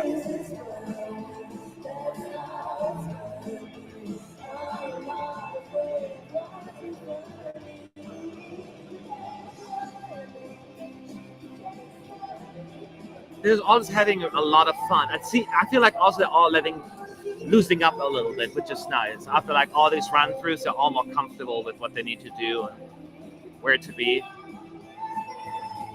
Like it's pyros. Or like I will say fireworks. so during our stream of the second rehearsals, I talked a lot about color coming immediately after Croatia, I don't mind it as much. I still think it's just a little too much color, but it does. It brings the energy back up from Portugal and Croatia, which is good. Which is also really important because they're right in the middle of the pack.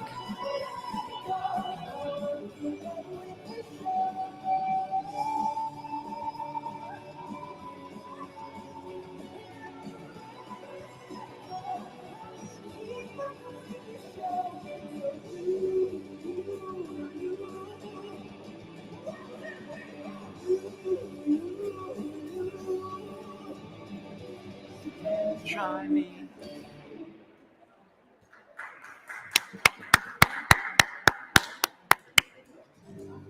Nicely done. As said, everyone is just doing what they can to bring their A game. And we are going to have another break with Mika in the green room. And I'm going to walk away for 5 seconds because I'm going to grab some water. I'll be right back. I don't know if you saw our screen, but I think we both feel very differently about that song. Oh, do we? Yeah, I know. It's like we noticed. It was a good performance. Nothing extravagant or special or anything different to what I expected. I just don't think it's strong enough to qualify.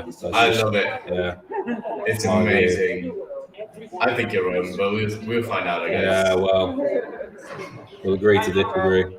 I think people would just eat this up when they watch this on their couch and they're like, oh, it's a ballad at first, and then you get like a super high energy rock song. I think it will just be really effective. I don't agree, but we'll leave it there, I think. Yeah. I mean, Denmark snuck in with Leonora, so honestly, anything could happen. Yeah. How's Mika doing as a host so far? I mean, it's kind of, we're not really hearing him much here, but he seems to have the right sort of energy and, charisma on camera, so... I will say, because we're hearing him right now, he's hosting right now. He does sound a little rehearsed. It's very like inspirational speech. Like we're watching the green turquoise carpet happening right now. Oh, this was quick. Just so you know, I think we have another visitor joining us very soon. Very soon. Very soon. A new visitor. Oh, got it. Yeah, not in press center, Matt. Yeah, I thought like, what do you know? Just his tiny spider. No, never. Yeah.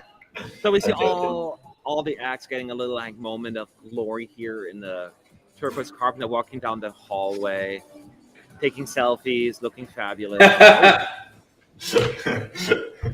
Sorry, that made me laugh. What part? John and Roy remind me of Mahmoud and Blanco. They're normally like, Yes.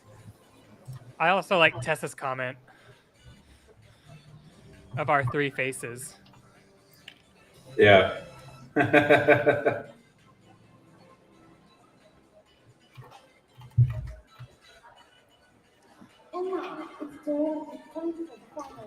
Okay, so they're saying now it's time for the final rush. So after this clip, we have all three hosts again on screen in the green room.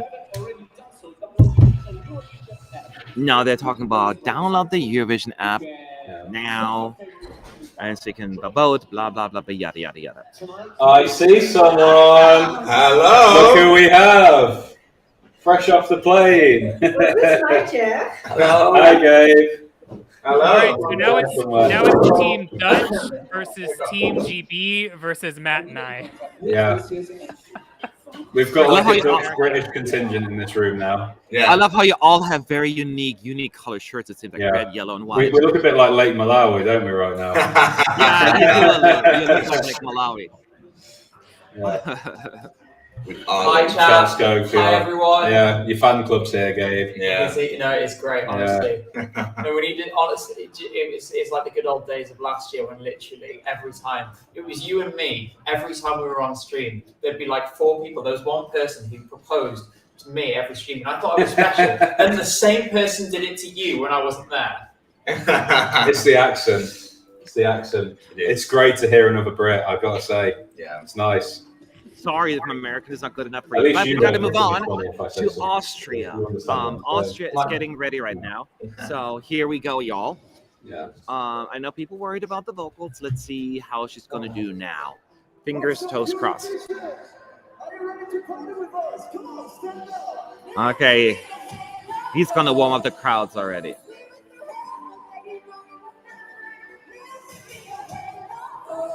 So Pia's not wearing her stage, has never a full outfit on yet. I mean, not her hair done yet.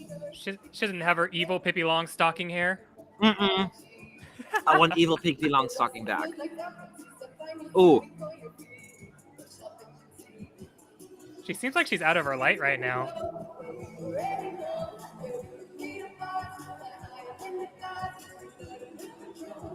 There she goes. Okay, she was out of tune that part.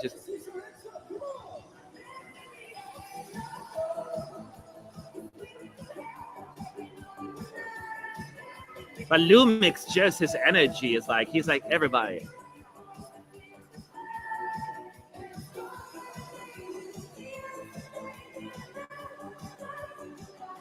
I love his voice crack. Come on! She's certainly, in the core, she's heavily supported by two backup vocalists.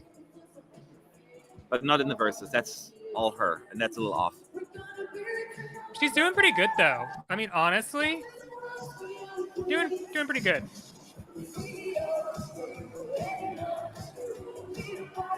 I don't think that she's I don't think she's connecting to the whole like camera work and everything. No. She's kind of just going through the motions, which is fine. It's a dress rehearsal, so. Hello. Oh.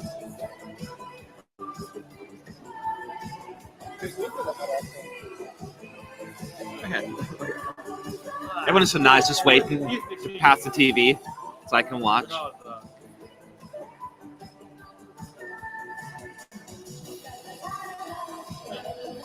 It's not an easy thing. I mean, there are no breaks for her. She seems a little bit.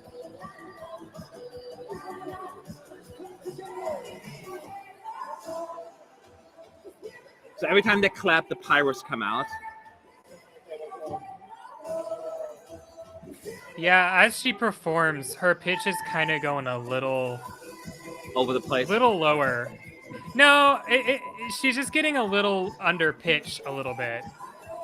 Under and over a little bit as well, but mainly under.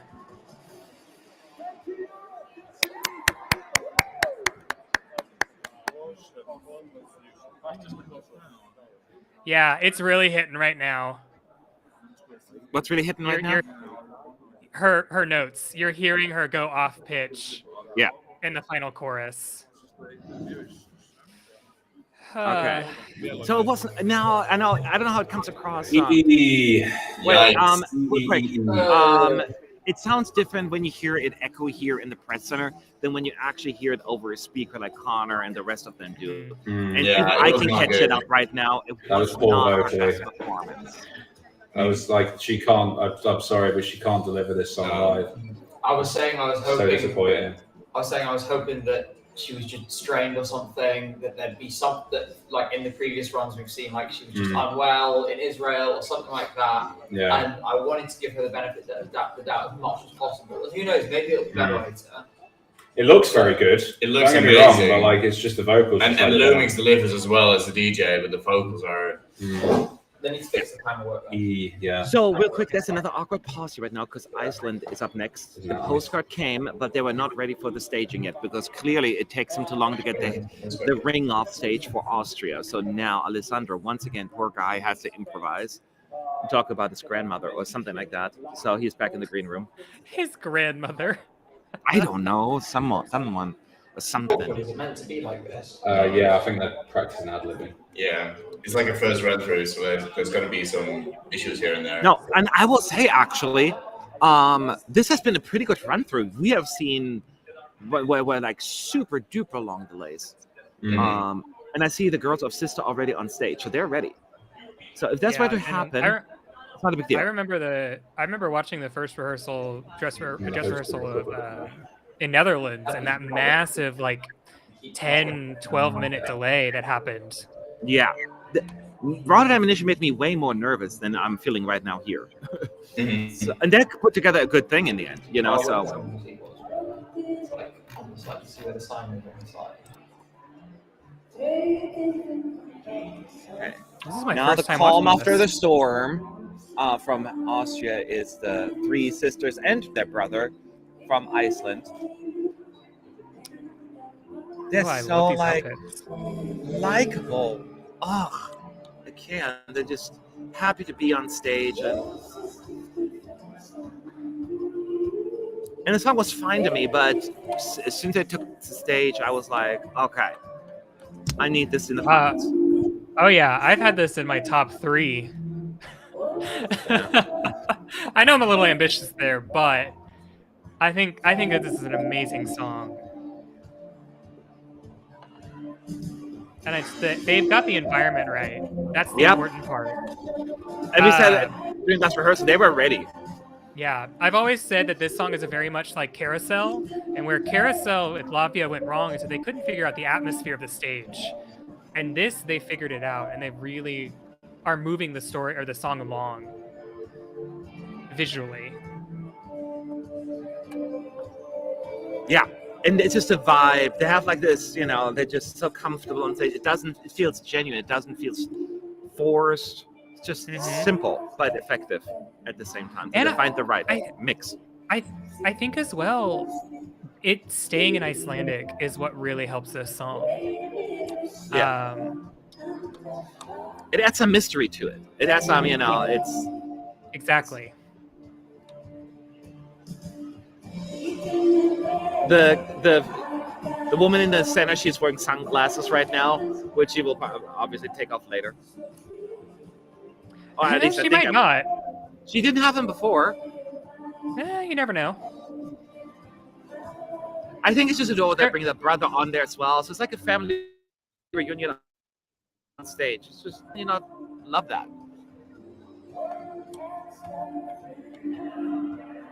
It's very much, if everyone remembers Songbook Hepnin, it's very much like their Songbook Hepnin performance, but way lighter and way more dynamic. Simple and executed well is what it is.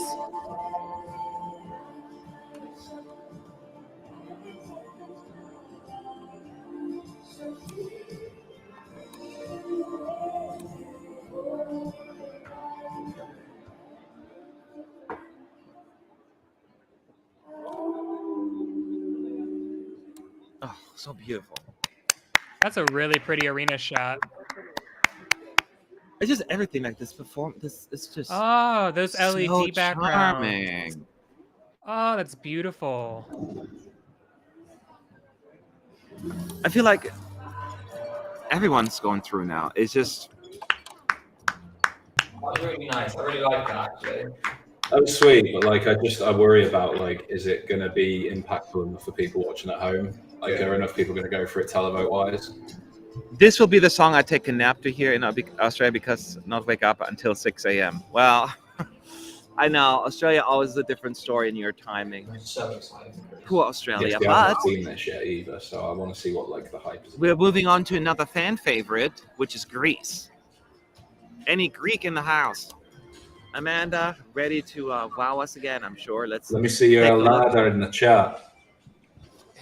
ERT, are you in the chat? The like acapella kind of wasn't fully acapella, but like the acoustic version that she did with that choir. No. Here we go with Greece. She did an acoustic version with a with like the men's choir from her university, and it's like absolutely stunning. Oh, really? It's amazing. I'll have to check it out. Anyways, here we go. Oh, that's beautiful. Lots of close-ups just of Amanda right now. I love how the earpieces are all really pretty and glittery. Like they're not stick out like white, ugly, or gray ones.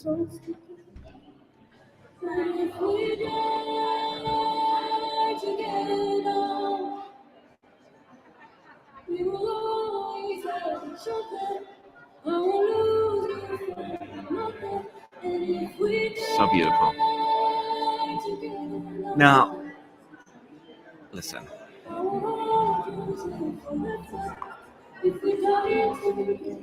Just these moments where the track stops are just so. And then she doesn't move, and there's just her hands up. It's very effective. Yeah.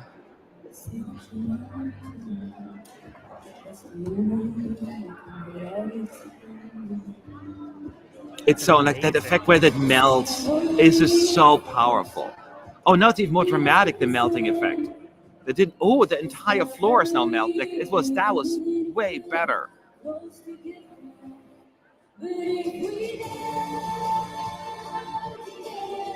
Oh wow, I see. Oh. See what I mean? That's really cool. Oh my god.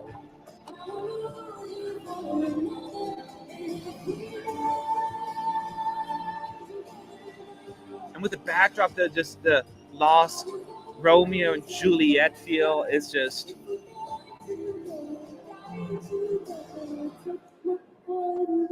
This is how you make nice, subtle, like appropriate, I should say, staging moments.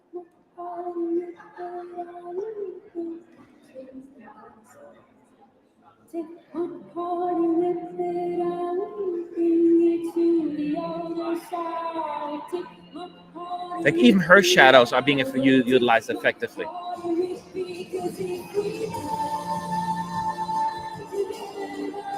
Damn.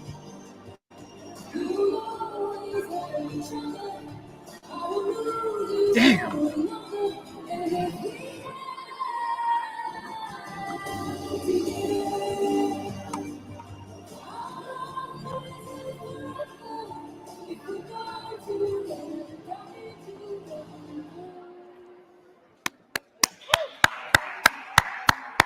Oh, she's adorable. A little smile at the end. Oh, that was so beautiful. I didn't want to talk anymore. Of course, now we're going to follow up by Subwoofer. What a dramatic difference. But come on, y'all. It's just melts your heart. I refuse to let this song end in my heart, right? I don't want to be sad. I don't want to have that sad story. But that was pretty damn good. It's so good. Yeah. The only thing we said was that, like, with the silhouettes on the side, I wish the camera work was better to show it behind her. Like, sort of make it more obvious. But apart of like the silhouettes that are on either side of the stage, but apart from that, I was really good. Like, really almost like tells a story but doesn't. But it's like a bit abstract. I don't know. It kind of worked. The other thing I worry about, you've got those.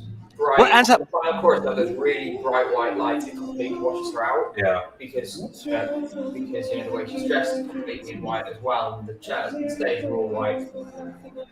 I think they need to look at that, because right now it just washed her out completely. She fully disappeared from view for a few seconds. Just like a whole screen completely washed out. Yeah. So we got to move on to Norway now.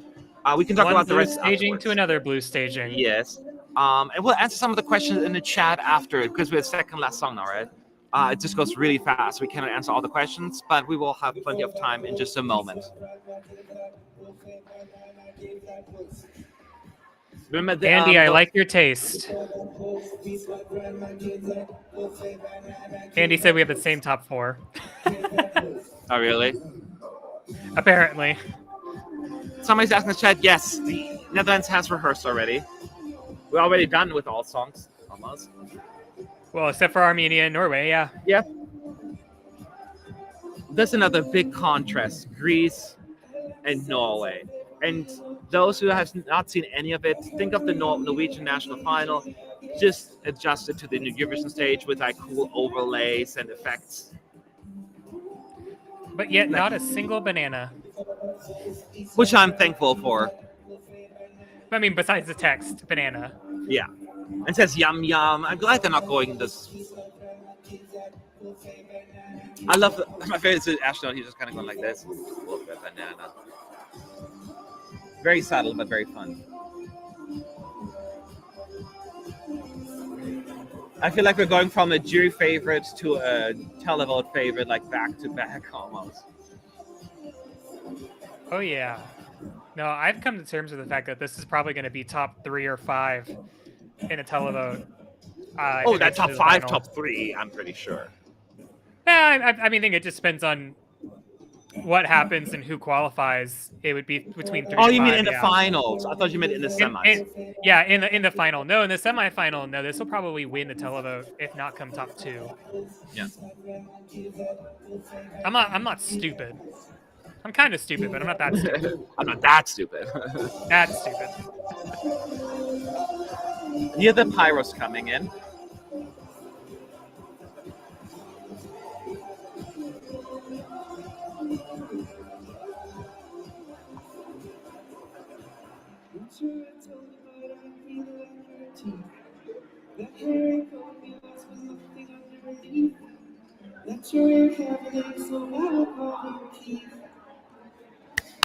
It's just, to me, you know, what does the Fox say 2022 version? And people love it or hate it. Yeah. I feel like for me, the only reason why I don't jive with it is because it is so much like Melody Grand Prix. Like, I feel like I've been overexposed at this point. And that's just me. I'm not the general viewer. So the general viewership, way different from me. But for me, I'm just kind of like, okay. Feels very jarring after Greece, I will say that, running order-wise.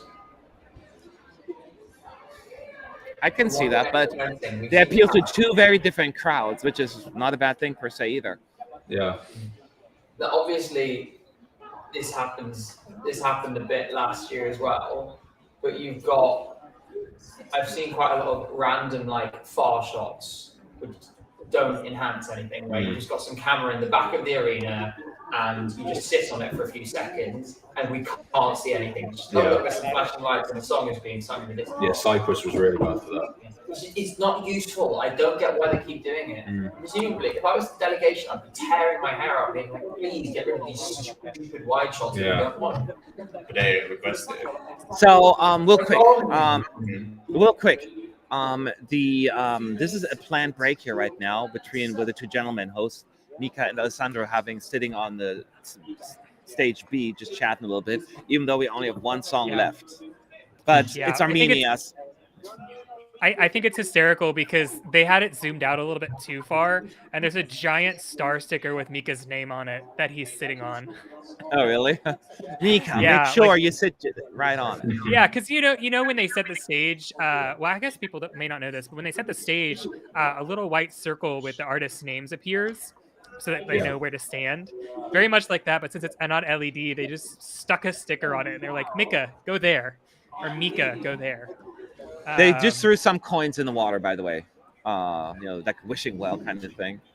Oh God, is that gonna break? Do you want to break the mechanism again? God. I know, right?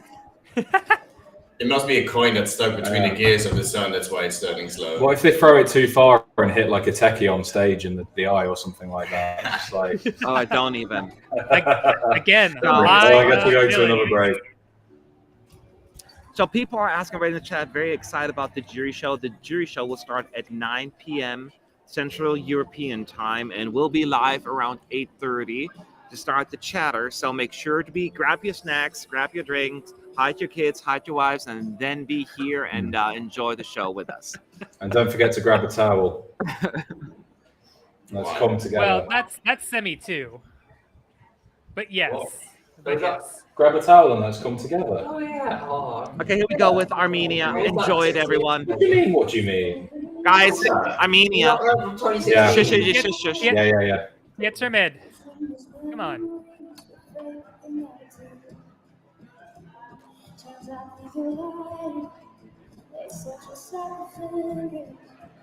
As pointed out, she's in her post-it notes apartment, all over her bed and the walls and the chair.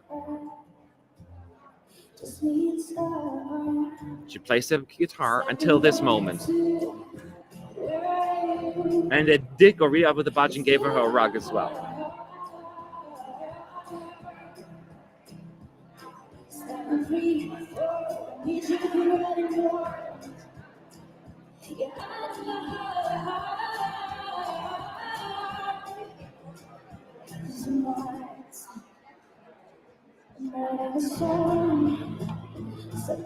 And now she's ripping off parts of the wall, and you see the words, the last one.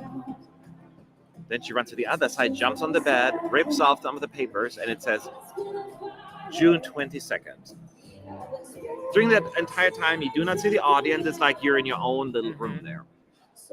It's very much like Malta 2019. Like you don't get any crowd shots or anything. It's all immersive. And now she rips off another piece where it just has the heart, which almost looks like a Eurovision heart, actually.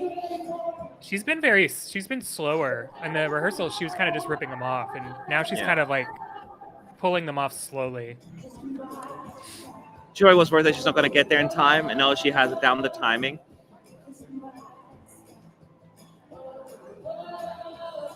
It's just you would never thought this song would have like such an elaborate staging because it doesn't feel like one. I always feel like the timing for the snap pull is always off. She reveals snap like 15 seconds before she gets to the word.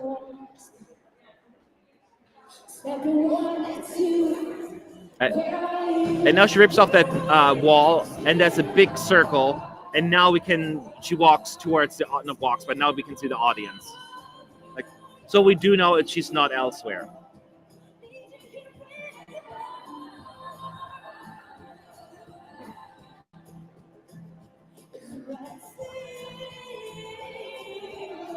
She sounds good. The stage looks really nice now, like an orangey, soft orange lighting with smoke effects. Yeah, with the smoke, this looks better than it did without smoke. Yeah.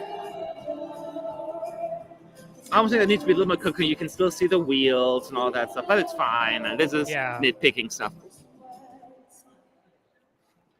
There's a large part of me that wishes these lights wrapped around the entire side, but that's also being nitpicky. Yeah, that's true. But I agree with you, actually. So, by the way, real quick. Weird. Yeah.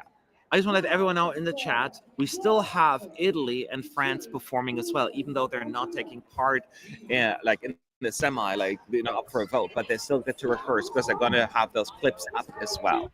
So stick around for those. Don't go anywhere if you want to check them out as well. But those are the 17 performances of the night. Was that last one? Yeah. Oh. The chat are wondering why we were laughing, Gabe. Would you like to share? What we were saying was that the whole thing, the stage, it's very live, laugh, love. Like, it's just extremely... Like, the words on the wall are just very, like... The execution of this is really good, I think, but just, like, the words that they actually use are a little bit random. Like, the last one in June 22nd are just a bit, like, And there's a heart. Yeah, the heart makes sense. Well, I like the end where she rips off the thing to sort of walk out to the stage. She rips open the hole. Yeah. Appears through the hole to the whole room. Yeah. Well, that's the whole song is in an hour and a half. So what's happening right now is the three hosts they start voting now and they mess up the countdown. Laura Pausini's dressed like Dick Dastardly. No, everything was going so well, so something had to happen. That is the thing they messed up on. Now we're getting the recap. So we're going to get all 7 performances. That gives us the opportunity to answer some questions in the chat at ESC United. Let us know if you have any questions about anything, and we'll do our best to answer them. Of course, super chats will always be answered first. ADQ is asking question: what performance do you think could be most volatile in terms of where they place? What do you mean by volatile, though? Yeah, I'm not sure either. Volatile. Like, I need the clarification of that question as well. Do you mean like divisive in terms of like? The price they're using for the recap sounds good. Is it like if it could finish anywhere, then? I don't know. Don't guess. So we'll find out.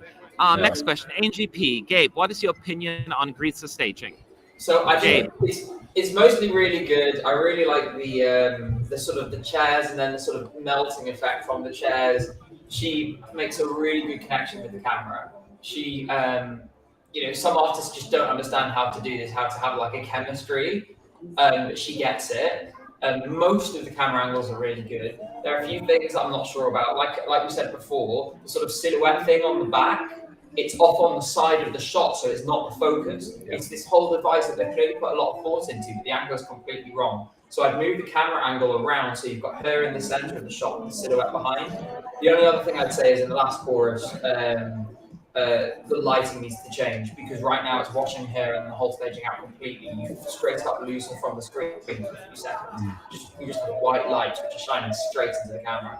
But I think it's a brilliant concept. Of the ones I've seen, it's my favourite concept. But yeah, I mean, they've got time to fix those things. I imagine what we get later tonight, what we get tomorrow, will look a bit different. Well, I mean, they've had 2 sets of rehearsals already, so I feel like at this point, pretty much everything is sort of on lock for these performances and countries. So that's like, if there's anything we pick holes in now, it's pretty much probably going to stay that way, unfortunately. So ADQ clarified. I meant they could place all the way in the top, or they could completely drop out. Oh, could be like one of the wild cards, like all those. Who would be that country potentially? That's good. Yeah. I think Slovenia is going to be a lot more competitive than people think. I think it will, like, I can see you, Gabe. You're staring at me. Like, I can see the camera. But like, that was just a really good eye-catching performance from Slovenia. I think people are sleeping on it a little bit. Netherlands, because it's just come on the recap here. That's another one that could finish in quite a lot of places, really. Yeah, I think it's the same with Portugal, because I think Portugal has the potential to be top 3 if people feel the magic and the connection emotionally. If people completely disconnect with the song, it could also completely go, flop. Oh. So I think that could go all the way to the top of the bottom. They've got the recap the wrong way around here. Yeah. They have Moldova on with Portugal's clip. Moldova is Portugal now. Yeah. Someone needs to clip the image of us all being like... Yeah. That's interesting. But Croatia's Croatia again. Good news. Yeah, and now Portugal have got Zdub performing for him. But back to normal with Croatia. I think honestly, Iceland is going to be the one that could be the most volatile. I think it really just depends upon where they come with both the juries and the televoters, and there's just no guarantee on either side that they'll do well enough. I just wanted to highlight that one because I like comments like this. I did not know you until today, but you're amazing. Best Eurovision commentators currently. Thank you. We love comments like that. It means a lot. So, yes. Yeah. Well, welcome to the channel. Glad you enjoy it so far. Make sure you subscribe if you haven't yet. Yeah. Yes. And like the video. Like the video. Follow us on Twitter. Yeah. And Instagram. Yeah. Twitter.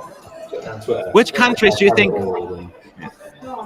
Which countries do you think France and Italy will vote for in the first semifinal? Denmark. Oh, shush. I think Italy will like Portugal. Yeah. I think France will like Portugal as well. Yeah. Yeah. Then they'll be a beneficiary of having Italy and France. I think France might like the Netherlands. Oh, hey, Pia Maria and Lumix are in the green room. The thing is that Oh, yeah, they're actually in the green and room. Lumix are in the green room. That's interesting.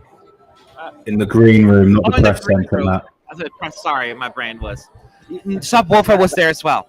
Matt, they're behind you. Well, the obvious artists running around here. Like, I just didn't expect them to come here so quickly. They're all in the press room, in the press center now. Not all of them. I saw Greece is in there too. Oh, the bush is real. So I don't know why some of them are in there and some of them are not. I mean, some of them may just be ready. So they were just like, we'll practice the cameras. I guess it probably costs more money to get. If you get that many fake bushes, it's probably quite a lot of money. Whereas real bushes, you can just like go buy them from a garden centre. Do you reckon they sent Mika down with like a big trolley? It's like Mika come back with 150 bushes. Yeah. Posso avere il bush? Per favore? It's really interesting that basically all of the last performers are still there. Yep, the last 5 or so, right? Interesting Yeah. enough. Maybe they didn't have time to clear up the backstage areas, like some social Zdob? distancing rules. Zon, thank you very much. Best honest and fair comments, guys. Great job. Thank you very much for the super chat. It really means a lot to us. So, yeah, love you. Thank you. Thank you. Thank you.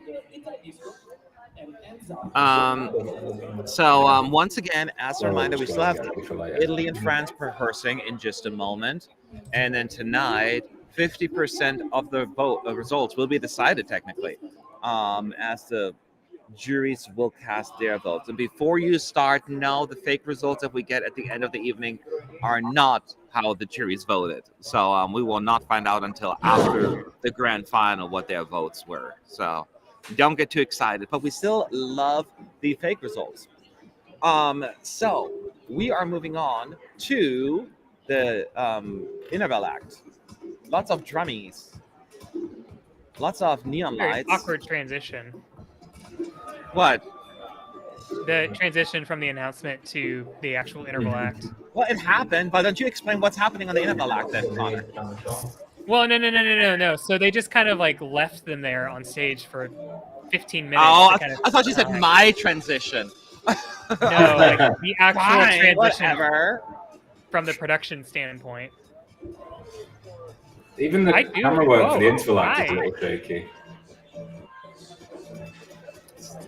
So Very dark. somebody wants to Very explain this? blue. Yeah, so basically, like, there's a few drummers on stage. It's like an electronic kind of performance, I guess. So they've got like blue and pink swirls, I guess, bouncing around on the screen, but they've also got it in like a hologram above the stage. Looks quite cool. It's just That's like the first time we've drum- seen is something this like that. is this the Italo disco interval act?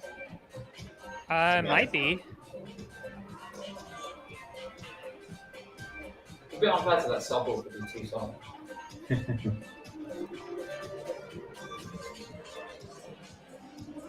Yeah, I think this is The like the stage Italo is disco like act. I think alive. this is Sophie and the Giants about to come on. By the sounds of it. Oh.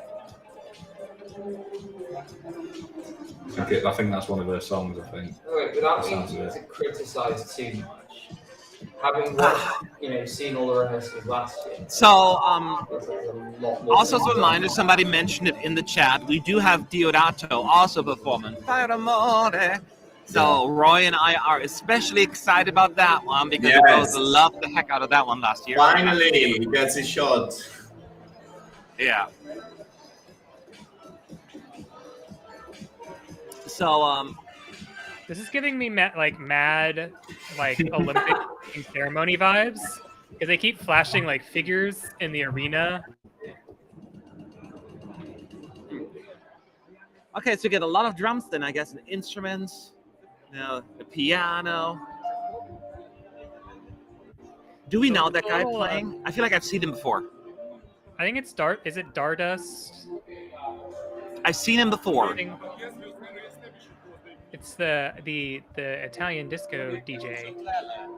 That's what I've seen. Like, I definitely seen his face before. Oh god. Is this guy Benny Benassi or No, this Yeah, is this is Benny. Diodato. This is Diodato. Did you see the piano? Diodato, Dardust. I'm sorry. Stardust, I yeah. was like, started what playing. happened to him? I'm sorry. The piano started playing before he got to the piano. It cut to the shot, and he had to like. Oh, run and now over to there's the piano now there's a and start techie in front of the camera putting the chairs down. But this is why it's first rehearsal. Yeah. I know that like a lot of dancers on stage doing a very interesting, hectic. Oh, they're like 2 dozens on there now, I would say. Oh, rip stream. Sorry, Dardust is currently performing Eiffel 65, I'm Blue, Dabba Dee, Dabba Die on piano. I don't know if you guys picked up on that. Still. Yeah, still. I did This not. is, yeah. Oh, no, I can tell it. Satisfaction. Yeah, I can get no. okay. This is fun to watch, actually. At first, I was like, oh, I don't know, more drums and stuff. But this actually, I mean, lots of drums and dancing and all that stuff, But This is Benny Benassi now coming in. no, I don't know what that is. It's kind of cool to have all these dancers spread out the entire stage, like all throughout the B stage, across the circle. Looks really cool. Lots of pyros as well, and drums, of course. Bottom scroll recap right now. And there's a lady with really red hair singing right now. There Very you go.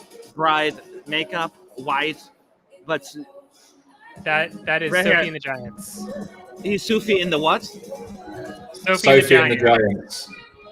Sophie in the dryer? The Giants. Giants. Oh, okay. Sophie and the Giants. She's a British artist, so they brought her over for some reason. Is she related to Maria Well- and the Diamonds? Or is that just like No, all I they think do so. these days? No, it's because of the fact that they're heavily inspired by the Italian disco scene. And so they brought in someone who would blend in really well with, I think, the theme of this interval. Oh.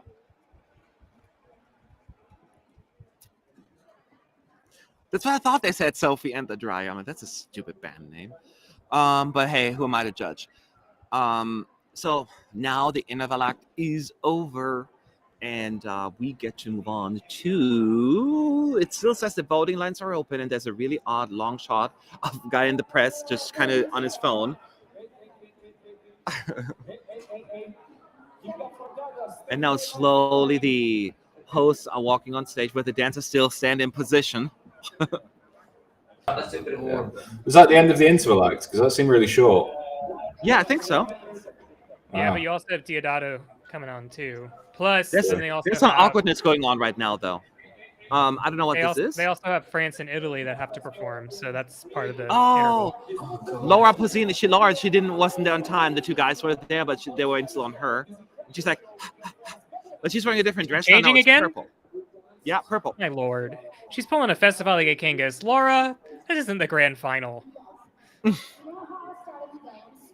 Oh, no, that's the same dress. She was wearing that earlier. Is it? Oh, okay. I only remember the purple one. The pink Yes, one. because it's a questionable dress, and I remember it very clearly. Okay.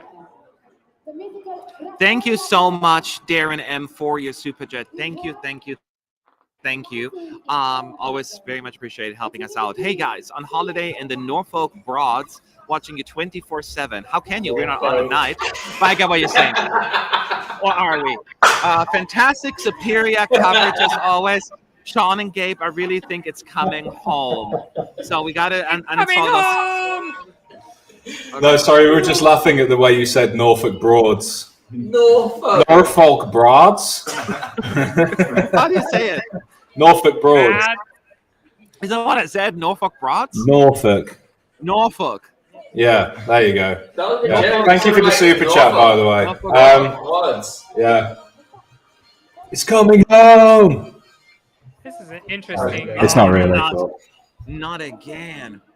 So we still have the hosts talking on stage, and technically the voting lines are still open, but I'm pretty sure no one's voting right now. So I think we're gonna get at least one more recap.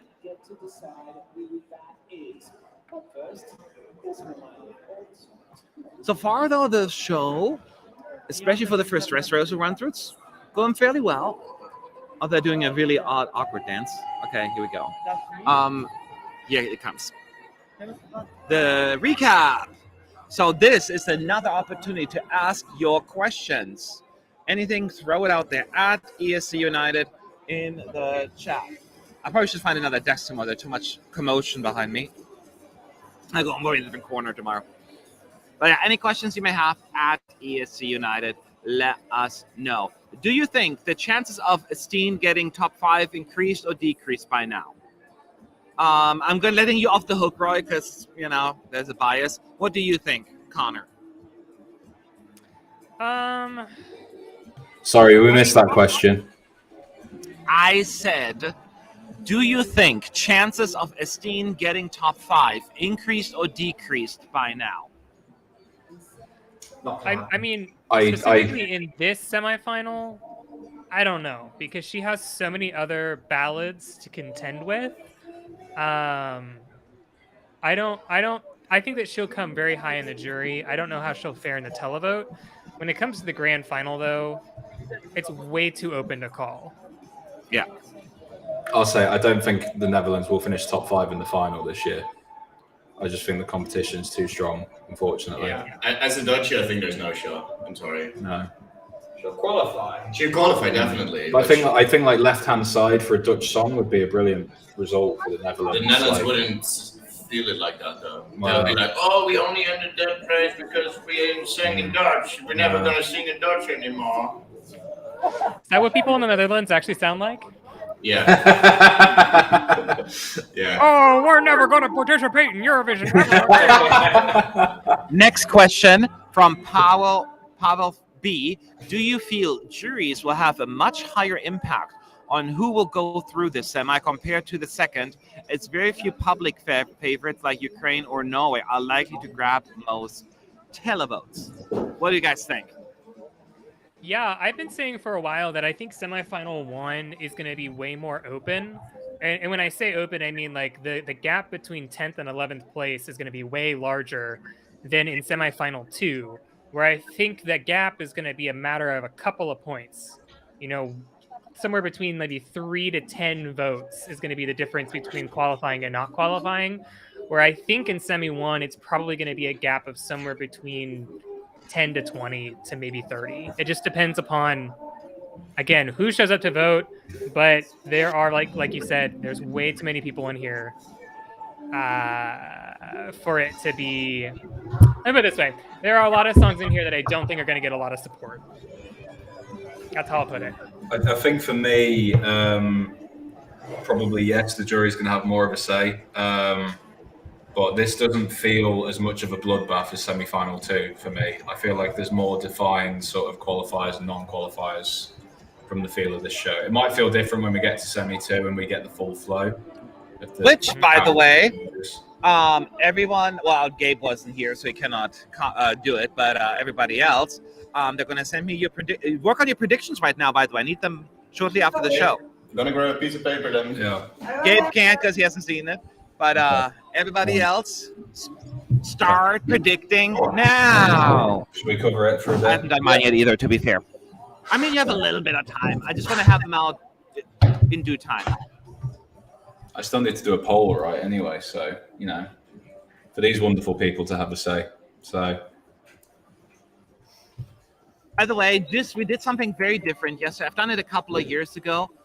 Since there wasn't as much, no Eurovision coverage in terms of rehearsals, we tried a lot of a few Italian snacks and see how we've never seen. It was a fun experience. So go to our YouTube channel. Well, you're on YouTube already, I would assume. Some of you are maybe not.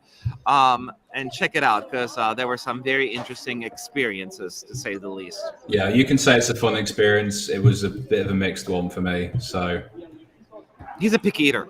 Yeah. Well, what do you have? Well, you're gonna have to watch the video and find out, aren't you? Yes, I am, and that's why I am subscribed to the ESC United YouTube channel. This guy's a natural. Yeah.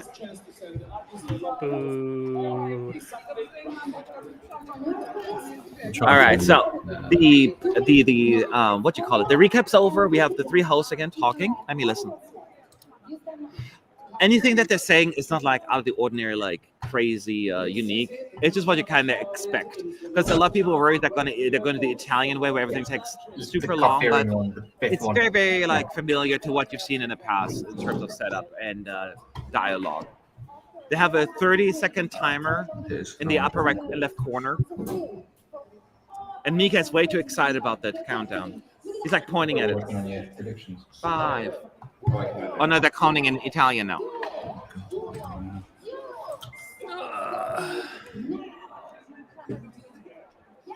Alrighty, well with that, I do have to start getting ready for work. Oh, boo. That's okay. Enjoy your time. A quick time check in the US. What time is it there? It's almost 10 a.m. Oh, that's not too bad. No, it was a very late wake up. And I was that's middle of the afternoon for you at the minute. Exactly. Yeah. So, but alrighty, I'll see y'all tomorrow. Bye. All right.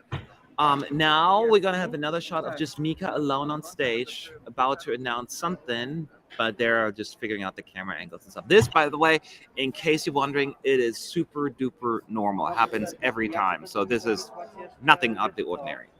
You say that, Matt. It feels slightly more rocky than Rotterdam. What? No, I don't think so. We had that a lot in Rotterdam. There are plenty of awkward pauses there. And certainly Tel Aviv, well, you were in Tel Aviv, yeah. So this, but it's certainly not out of the ordinary. Yeah, Tel Aviv had a lot of issues, like a lot of awkwardness. Even during the live shows in Tel Aviv, like the presenters just didn't know how to cue themselves between each other. Which is a bit ironic with a stream like this, but like the professional outfit with hours and hours of preparation and all that. The thing And this is like a laggy stream. The So- thing that sticks out for me is that I remember Matthias went out of time during the performance of Hatchet and Sekret in the final. Okay. And I Yeah. have no idea whether the in-ear went wrong or something. Guys. I think it's Deodato's turn. He's playing the piano. Oh, I'm so happy he gets to perform. He's going to perform Fire Mora.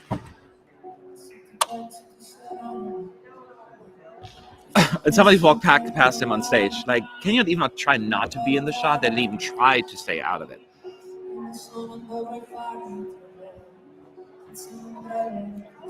Oh no, that's the deliberate. There's another person walking past him. Okay, I thought that was an accident. What is it? Oh no, they're walking up to him behind him. Oh, he's not going to the big note right away.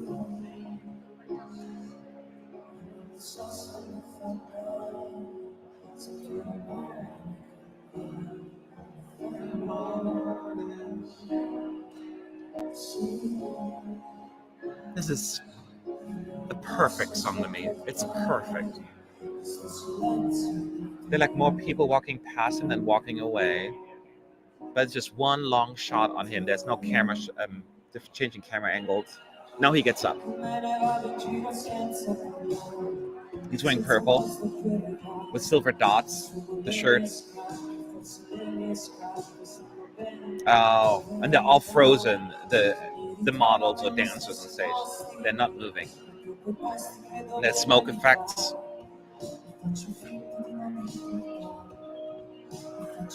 He's interacting with them a little. It's one of them magic pianos that plays itself after he gets up. That's quite every time. Yeah. I noticed Armenia is the same thing with the guitar in her performance.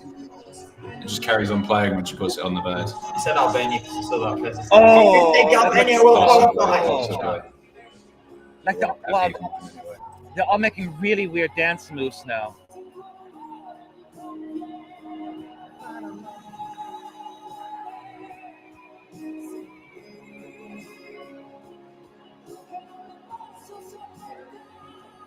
It's so beautiful. I was going to say, someone that should have stolen that staging for a song, but you can't have that many dancers, of course. Oh, and they're all lifting him up now, although it's a little awkward, a little shaky. It didn't quite work, the lift, I think.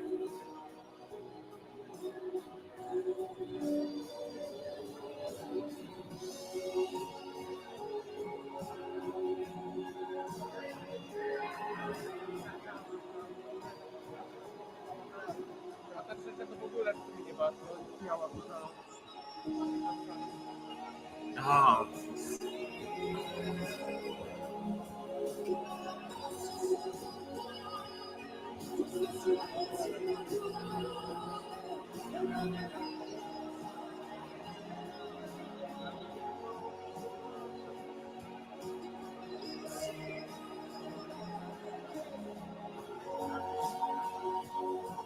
I can't even speak right now.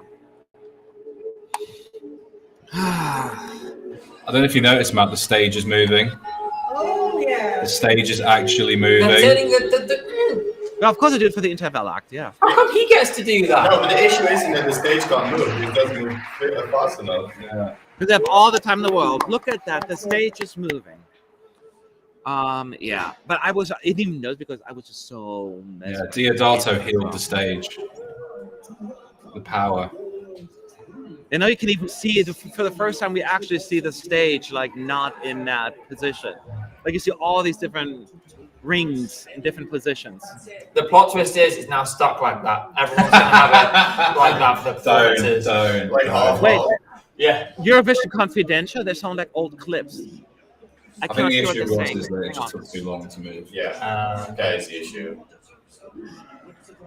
So they're talking about Devils and Norway last year and Cyprus. So making fun about the Devils and the Angels from last year. Oh, and then Croatia 2018, right? No, 19. And the Angels, Azerbaijan 2008. That could be your angle. Oh, and then Love Is Forever 2019 Big Chair. So like lots of flashbacks from the prior years. I hate it.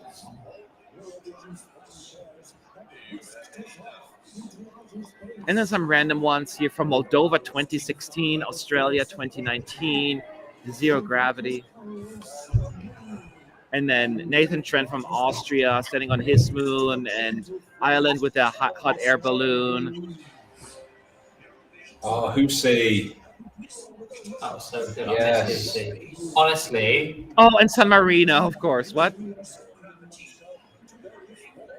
The Granca was robbed. No. Yodel It is so there mad mentioned. about that. And the Naked Belarus from 2016 with the Wolves. I remember seeing that live, and it was just extremely underwhelming. Plenty of other artists. Germany 2018. Okay, lots and lots of mention. I cannot hear all of the dialogue. But it's busy, busy, busy. That was really good. They should have played some of those songs at Eurovision Village yesterday.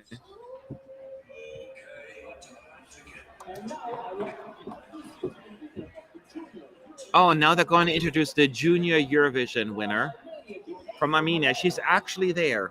Did she get to sing it? Did she get to sing our song? I've always thought it's weird how they bring them along. They cart them across Europe, and they're like, "You don't get to sing your song." Nope, they're just going to play a very short clip usually, right? Why in the semi-final? I thought it was normally the final they did this in.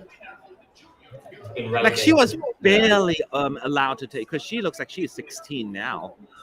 Or maybe she's just a very tall girl. Or maybe the man's just very short. Or that.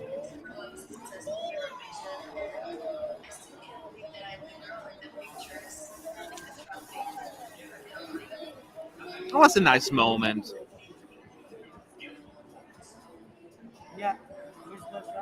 Once again, this show will be longer than your normal semi-final because number one, there were all these breaks, and the France and Italy will perform their entire song as well, which you won't have at the live show. So it'll be a little bit more stretched out.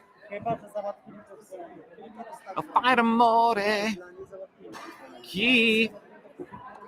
What? Okay, but you can use the opportunity to ask questions in the chat at ESC United.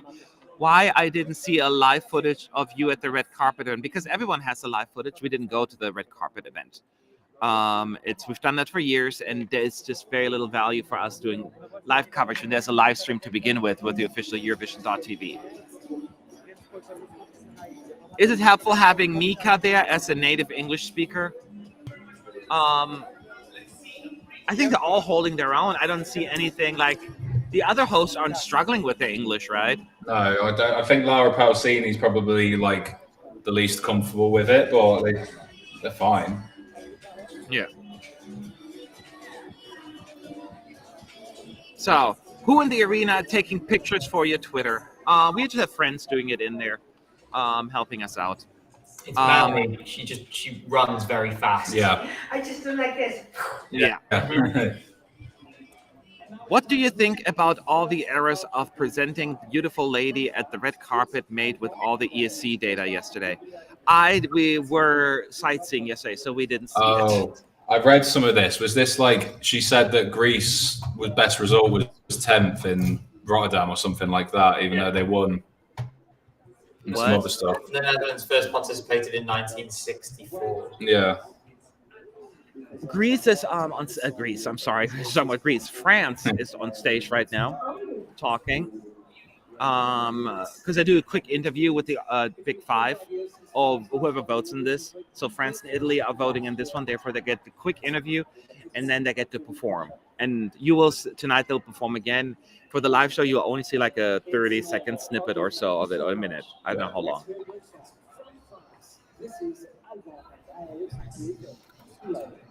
Fill in. Exactly. So now on tomorrow evening, you will get a short clip of the performance, but we now should be able to actually watch them perform, if I'm not mistaken. But this will be a minute or so because, they got to set all of that up.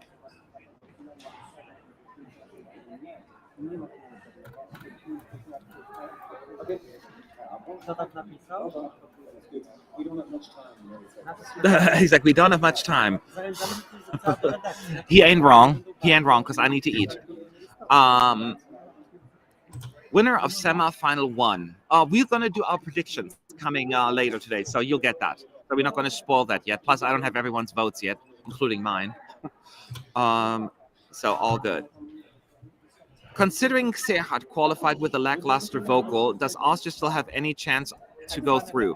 I say absolutely they have a shot to go through. Absolutely. How do you guys feel? I think with Serhat, it was kind of like part of his charm in a way, though. Like it was part of his sort of character on stage, I guess.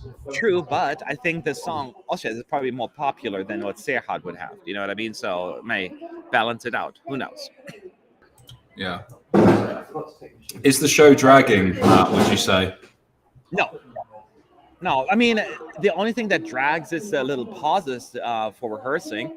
But I don't think there's anything major that stood out to me that felt like a drag. There were some time where they're talking quite a bit, but there could be, again, due to the delays. Yeah. So nothing like stood out to me that was completely out of the ordinary. How do you guys feel? I mean, you, Sean, you saw it all. I think it's just like the actual show part was like an hour and a half, and that was even with some like breaks for ad-libbing. So I don't think it's. I think they'll try. Well, I mean, they'll try and stick to schedule, but I mean, it's Italy. I'm going to be honest. It's like this, you know. I'm fully prepared to be in that hall tonight until 2:00. Yeah, I don't want it to be like a San Remo type situation where it finishes at like 3 a.m. No, the EBU wouldn't allow that because again, every country is showing this, right? It's not just an Italian show, and they know they have to fall within the parameters that the EBU sets for them. So I wouldn't worry about that. Not at all. Do you think? Oh, by the way, Mahmoud and Blanco were just on stage for like 1 minute or two for their interview to rehearse, and I would think now they're going to bring on the French staging. Yeah. Sorry, I got a question for you here. Do you think performances can be too slick, i.e., like Spain? Is that such a thing? Here's the thing. I think there's a difference between being too slick. I think you can be too slick, but I think you can be too disingenuine. Like it is too forced and too unnatural. Then I can see that. But if it's too slick, no, because I think to me, Sweden is almost too slick, but it's still working, right? I mean, personally, it rubs off a little bit on me, but I think overall it works just well. So I think it can be too slick. It just can be, if you don't do it right, it can come across as disingenuine or too forced. So you need the right artist and the right feel for it. As a famous Swedish philosopher once said, you need to be lovable, not desperate. Who said that? Who is that philosopher? Mons Semler. Oh, he said that? Okay. It should have been like Aristotle. Yeah. He also said it was Socrates, Matt, mate. It was Socrates who said that. Yeah. Oh, okay. He also said that gullible isn't in the dictionary. He also said love, love, peace, peace, and a fake burning piano. He said that as well, I think. Yes, very, very wise person. So I didn't follow the stream to avoid spoilers. But then you're asking questions about it. Are the opening and the interval acts good? Well, we're going to spoil it for you if we tell you. Okay. Then just say, do you like the opening and interval acts? I mean, Gabe, you haven't seen the opening act. Did you like the opening act, Sean? Sean? Sorry, we were just like sorting the light out. What were you saying? Did you like the opening act? I'm trying to think what it was. Yeah, the opening act was good. I can't really like remember the actual sort of content of it because I saw it literally I was like, once. wait a second, what was it? Oh, it was the video of like how they made it was almost like Leo the drone came to life for the postcards. Oh, okay. Don't look at me like that, Gabe. That's what we've come up with this year. But yeah. What's with the drone? Is it like meant to be some kind of like cute mascot or? I think so. I think it's like meant to be like a little sort of like character that's in all of the postcards this year. They got inspiration from It's Me, Jenny B. And Yeah. Jessica. Those look quite similar actually. So yeah. Yeah. In terms of interval acts, I love Deodato. I mean, it's not to love. Perfection. And the other, like, was fun. It was energetic. I enjoyed them actually. Yeah. Matt, you've got prediction mail. So, okay, thank you. I will count them as soon as this live stream's over. France is almost ready. I see them all in positions right now. We have like a bird's view of them, and and we're just waiting for them to start playing. Any minute now. And don't worry, that's exactly what they're rehearsing. It's going to happen again tonight, because their performance tonight will be recorded so that it'll be put on YouTube tomorrow evening, and you will get to see like a 45-second snippet of it as well during the live show. We're really doubling down on the ketchup and mustard thing now. Yeah. What? And mayonnaise. The funny thing is, I brought a T-shirt with me to cheer, and it is exactly that shade of red. Wonderful. Just about to... I'm frozen, apparently. Yeah, you are. But your audio is still fine, it seems. Okay. Keep in mind, the internet here, the Wi-Fi has been nicht gut. Nice. Thank you so much, Woody Cook, for your super chat. Cheers, guys. Good fun again, and not a sleigh inside. I don't get that. But I guess that we're using like sleigh. I think I get it. I think it's Yes, Queen. Oh, okay. Who do you think will finish last in semifinal 1? Well, that question will be also answered in our next video. So stay tuned for that. Yeah, I already submitted my prediction, so I know mine. But hey, yeah, but it's a mystery for you still. Exactly. Is it well organized? That is a very loaded question. Because organized what? Just the show, the whole package, the press center, the arena. What are you talking about? So these all require different responses. I think the show today, I think was pretty well organized in my observation, at least. Yeah, I mean, there were a few hiccups here and there, and like they definitely need some polishing, I believe, with the interval acts or some camera angles were a bit off. But yeah, it was quite a smooth show actually for the first run through, mostly. Yep, I think so too. Oh, France. Ah, we're getting a postcard for France right now. Yep, because France is going to rehearse now. Perform. With technical rehearsal as well, because it's a dress rehearsal. Leo. Yeah. Why is it called Leo? From Leonardo da Vinci, perhaps? Because that's what the sun was inspired by, I think. Oh, okay. We could give it a more fun name. All right, here we go, y'all. Nardo? And it's a drone. You could call it like Skippy or something, you know? You can open next year. All right.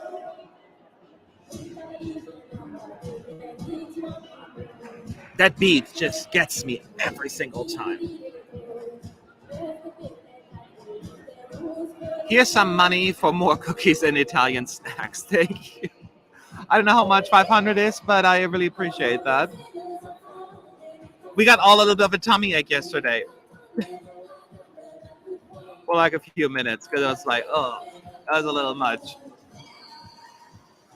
So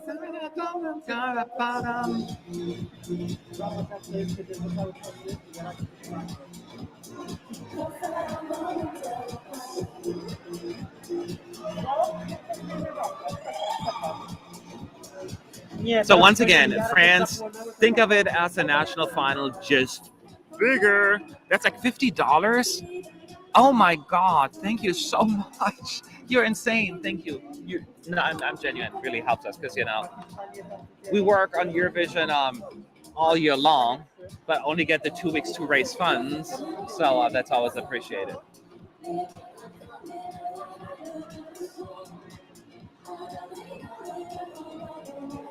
My fake qualifiers prediction, Tomas. Oh my. Bulgaria.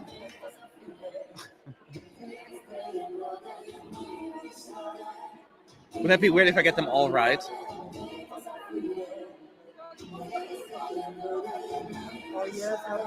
I know a lot of people were worried about France when they did all these concerts. It sounds great. It sounds fantastic.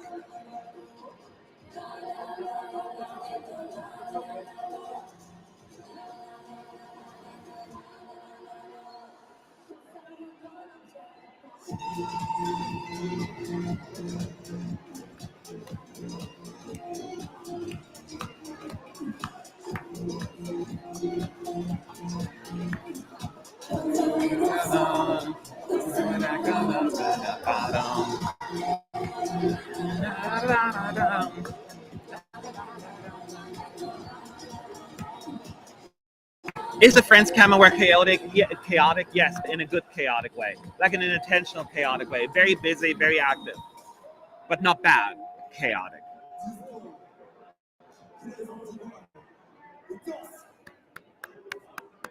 Oh, he winked at us. He gave us a little wink wink. So now they got to take down all of that as well, and then get Italy on stage. The good thing is about Italy is all they have to do is push that piano on there and be done with it and call it a night. But we got that coming up, and then after that, we're getting the fake qualifiers. Awesome. Yeah, that's all excitement. I'm gonna write them down too. So yeah, and then use that as your predictions for the video. Yes, I'm gonna use exactly whatever the fake qualifiers are. Because I usually know once you fake qualify 3 times, you're not gonna qualify for real. I think I've noticed that a few times. ASMR moment, somebody says. Will you guys be online after the show tomorrow night to chat? As a matter of fact, I'm going to do the ASMR version.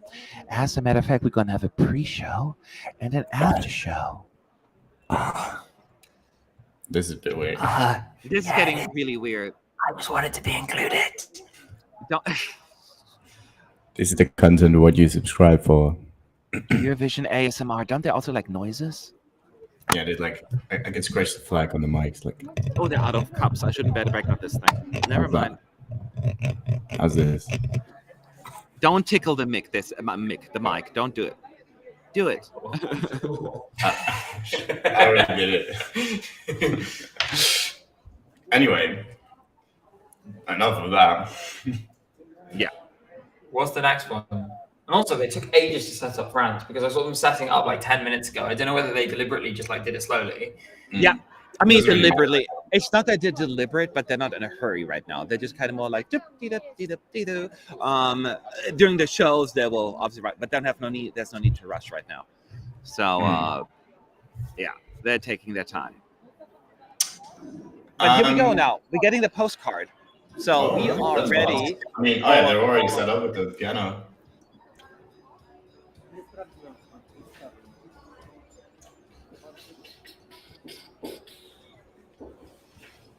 The anticipation's killing me. All right.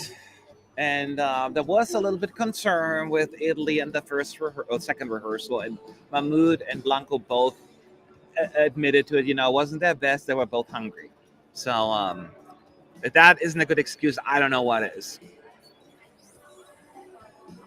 Guys, it's Italy. We can happy they're not happy they're not having a siesta now. Well, yeah, they would kind of be fired if they would. Which also reminds me of the Shabbat issue we had in Tel Aviv. That was always a tricky little situation. Okay, this looks already way better since rehearsals. They added smoke, y'all. His outfit is not, he's wearing now a raincoat almost.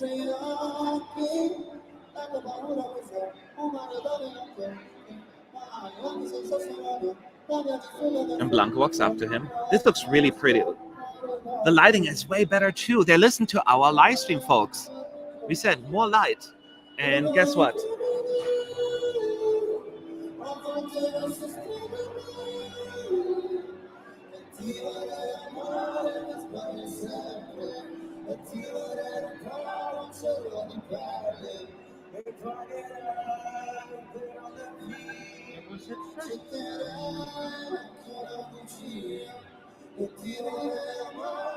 Oh, this looks so much better and sounds way better as well. I'm so relieved.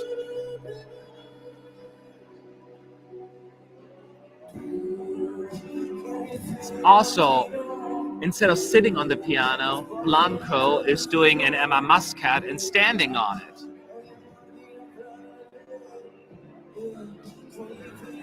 That changed as well.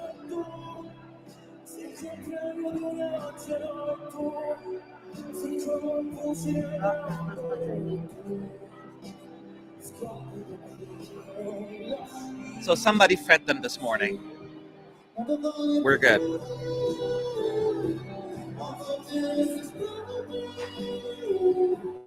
And let's be real here. Those two have insane chemistry. Like, you can tell that there's just a certain level of comfort, you know, they're very comfortable with each other.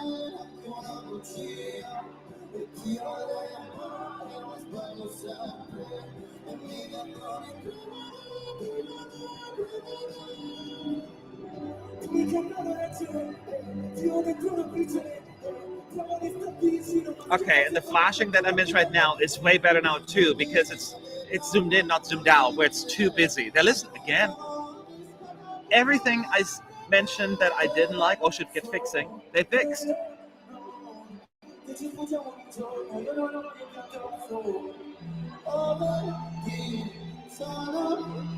I don't know why the piano player's doing this, but it's beautiful.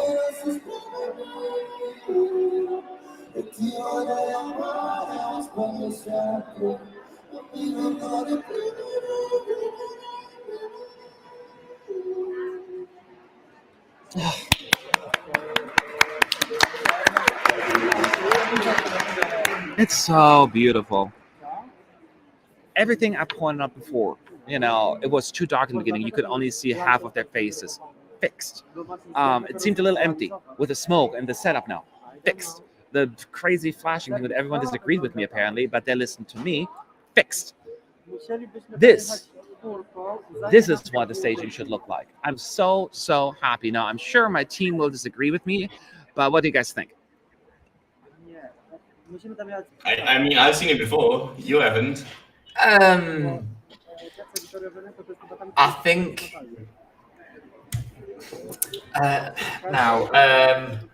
unfortunately, it felt a bit pitchy still, kind of pedestrian. It doesn't pop off live. It doesn't have that kind of wow factor. The smoke definitely did help, though. Like, the smoke was a great addition, and I think they also wore different outfits today, which was good. But I'm still not fully feeling the, wow, this could win Eurovision. Not at all, really. I think it's a shame, because I do like the studio version, but, you know, when you see a song live, some songs come alive on that stage, like Slow-Mo. Some songs just lose something. I'm not feeling the emotional connection live. If there was an arena full of Italians singing along, maybe that would help. But we're not going to get that on grand final night because it'd be full of, you know, middle-aged Euro fans with more money than sense. So it's just not going to quite. I cannot see it doing as well as everyone thinks it's going to. I still think it's beautifully performed. So we just have different opinions on that one. I'm not saying, though, I'm not talking about winning or anything. I just think it's beautiful. I think it looks nice. And this is a significant improvement from what I saw a few days ago. That you didn't see. If you would have seen that last one, Gabe, you probably would have known that last one was just not quite as nice. This one already is on the way. Give it a little bit more connection there, and I think we're way better. But yeah, it comes down to if you connect with it or not. But at least now we are done with the songs, and now the only thing we care about are what is it? The fake results. The fake qualifiers. And it's very important that they're all going to be random because we don't want to.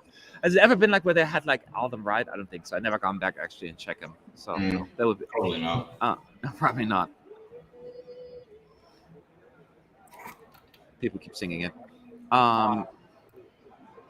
If you guys have any questions at ESC United, this is the perfect time to answer a few if you have a burning question for us. Yes. Right now, we're just seeing a shot of Alessandro standing there waiting for his cue to start talking. He's staring with a preview there. Oh, and he just had the light hit his face randomly, and he's like, oh.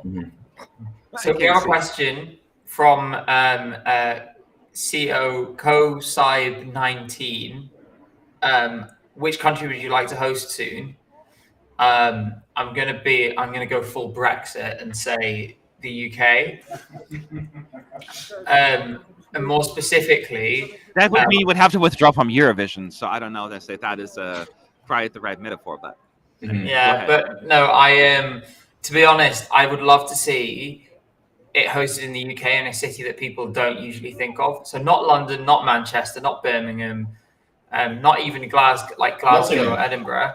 But you got like Nottingham, Leeds, Newcastle. All of these cities are like amazing and have all the facilities and would do such an amazing job and show a completely different side to the UK that a lot of people don't see. So I would, if I was going to choose something, choose a city, it would be one of those. Yeah, I think that'd be amazing.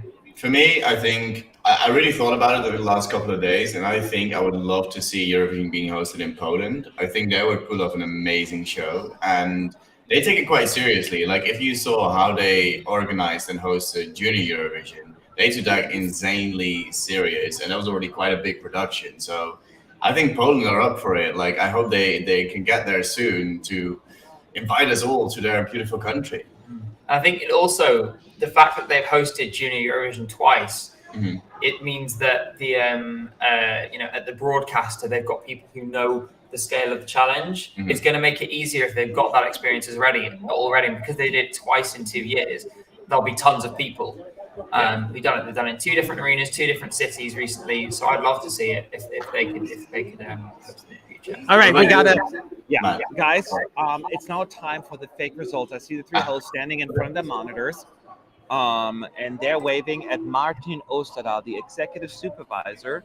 They're going over into the booth, and his catchy, "You're good to go." Their desk is interesting. It kind of looks like women's underwear.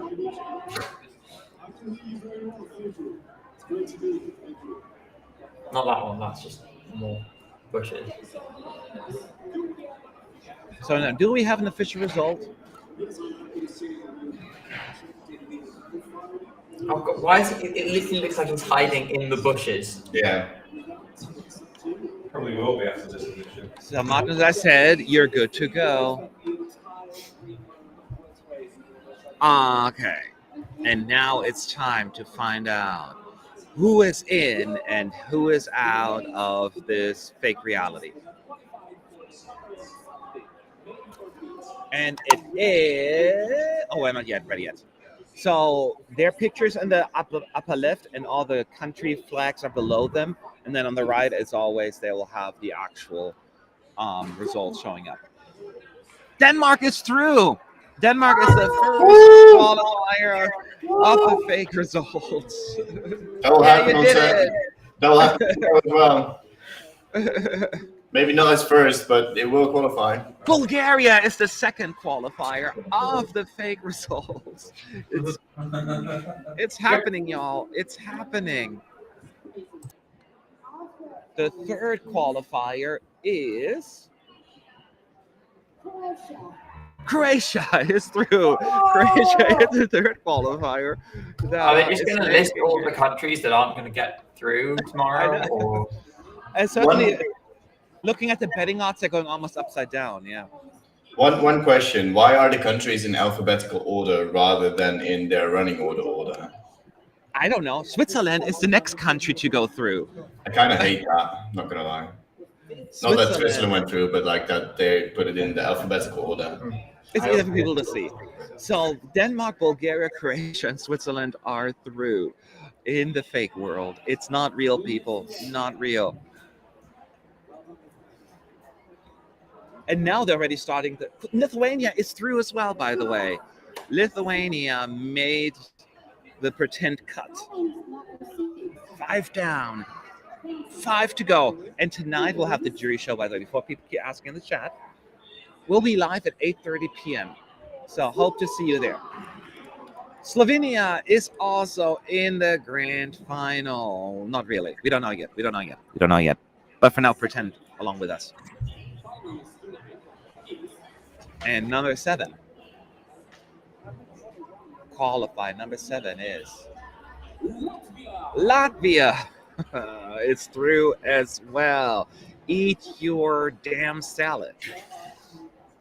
It's time for a Melanie fan cam for a moment here. Bye. I can also sit over here. We got 3 to go. 7 down, 3 to go. I think all the press is now coming in from the arena. Did you guys get kicked out at this point? I'm No. practicing the announcing to qualify. The Netherlands is through. The Netherlands is the 8th qualifier. You're good to go, Roy. A little bit more excitement, please. No fake excitement either. This sucks. I'm sorry. There we go. I'm excited. This is more your thing, I think. Clearly. Well, number 9, the qualifier that does not matter is...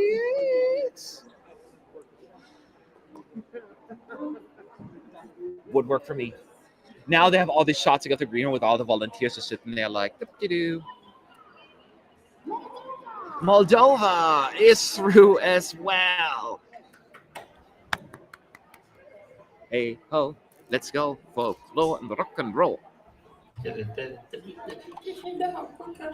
And then we still have Albania, Armenia, Austria, Greece, Iceland, Norway, Portugal, and Ukraine. One of them is fake through and the rest will be fake out. Fake out? And yes, I'm fake out. And I'm so fake excited, somebody says. I can't handle my fake nerves. I know. It's Greece! Greece is the final fake qualifier. Ukraine is out, guys. Oh no! Who's out? Ukraine. Ukraine is out. That's right. So no. The fun part is tonight again with the jury show. We got again fake results, but usually the acts are in the green room, so they're gonna be pretend excited as well. So that's one of my favorite parts. It was actually extra hilarious with Dadir because they were remotely, and they were playing along. They get me. They were like equally excited about the fake results, and I just loved it. So I enjoyed that. So betting odds, you were wrong, as John Warren points out. Yeah. No, seriously. So now they're going to do a quick recap of the 10 qualifiers. But yeah, I think based on the years now I've been doing it, there were no major horrible hiccups from other years. So that is good to know. Excuse me, good to know. So they still have 2 more dress rehearsals, one tonight, which is also the jury show, but the juries only care about the music, right? They don't care about the rest. So that's the actual bring it all. And then tomorrow, we'll have in the afternoon another 3rd dress rehearsal, aka family show. And I think Roy, Sean, and Melanie will actually go there. Yeah, we will be going to the family show to just see all the acts perform in real life and watch it in the venue, basically. Yeah. And Gabe, what shows are you going to? I forgot. So I got a bit overexcited. I'm going to jury semi 1, then live semi 1, then jury semi 2, then live semi 2, and then jury final. So everything but the grand final. Yeah.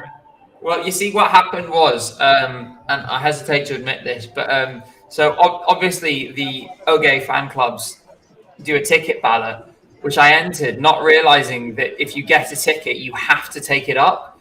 Otherwise, you're blacklisted from future ballots. So I was like, okay, well, now I have to get this £350 all jury shows package. And then I was also going to the live shows with my friends. So I've spent €600 on tickets. Wow. But what happened with it? Oh, there's more. Okay, go ahead. I'm sure I'll enjoy it, but I don't know whether I'll €600 enjoy it. So you got them all but the grand final show? Uh-huh. Is that the package? They give you everything. No, I got the package of the jury shows, and then I did the bloodbath of the normal ticket thing for the live sendings because those ones I'm going to with my friends. Gotcha.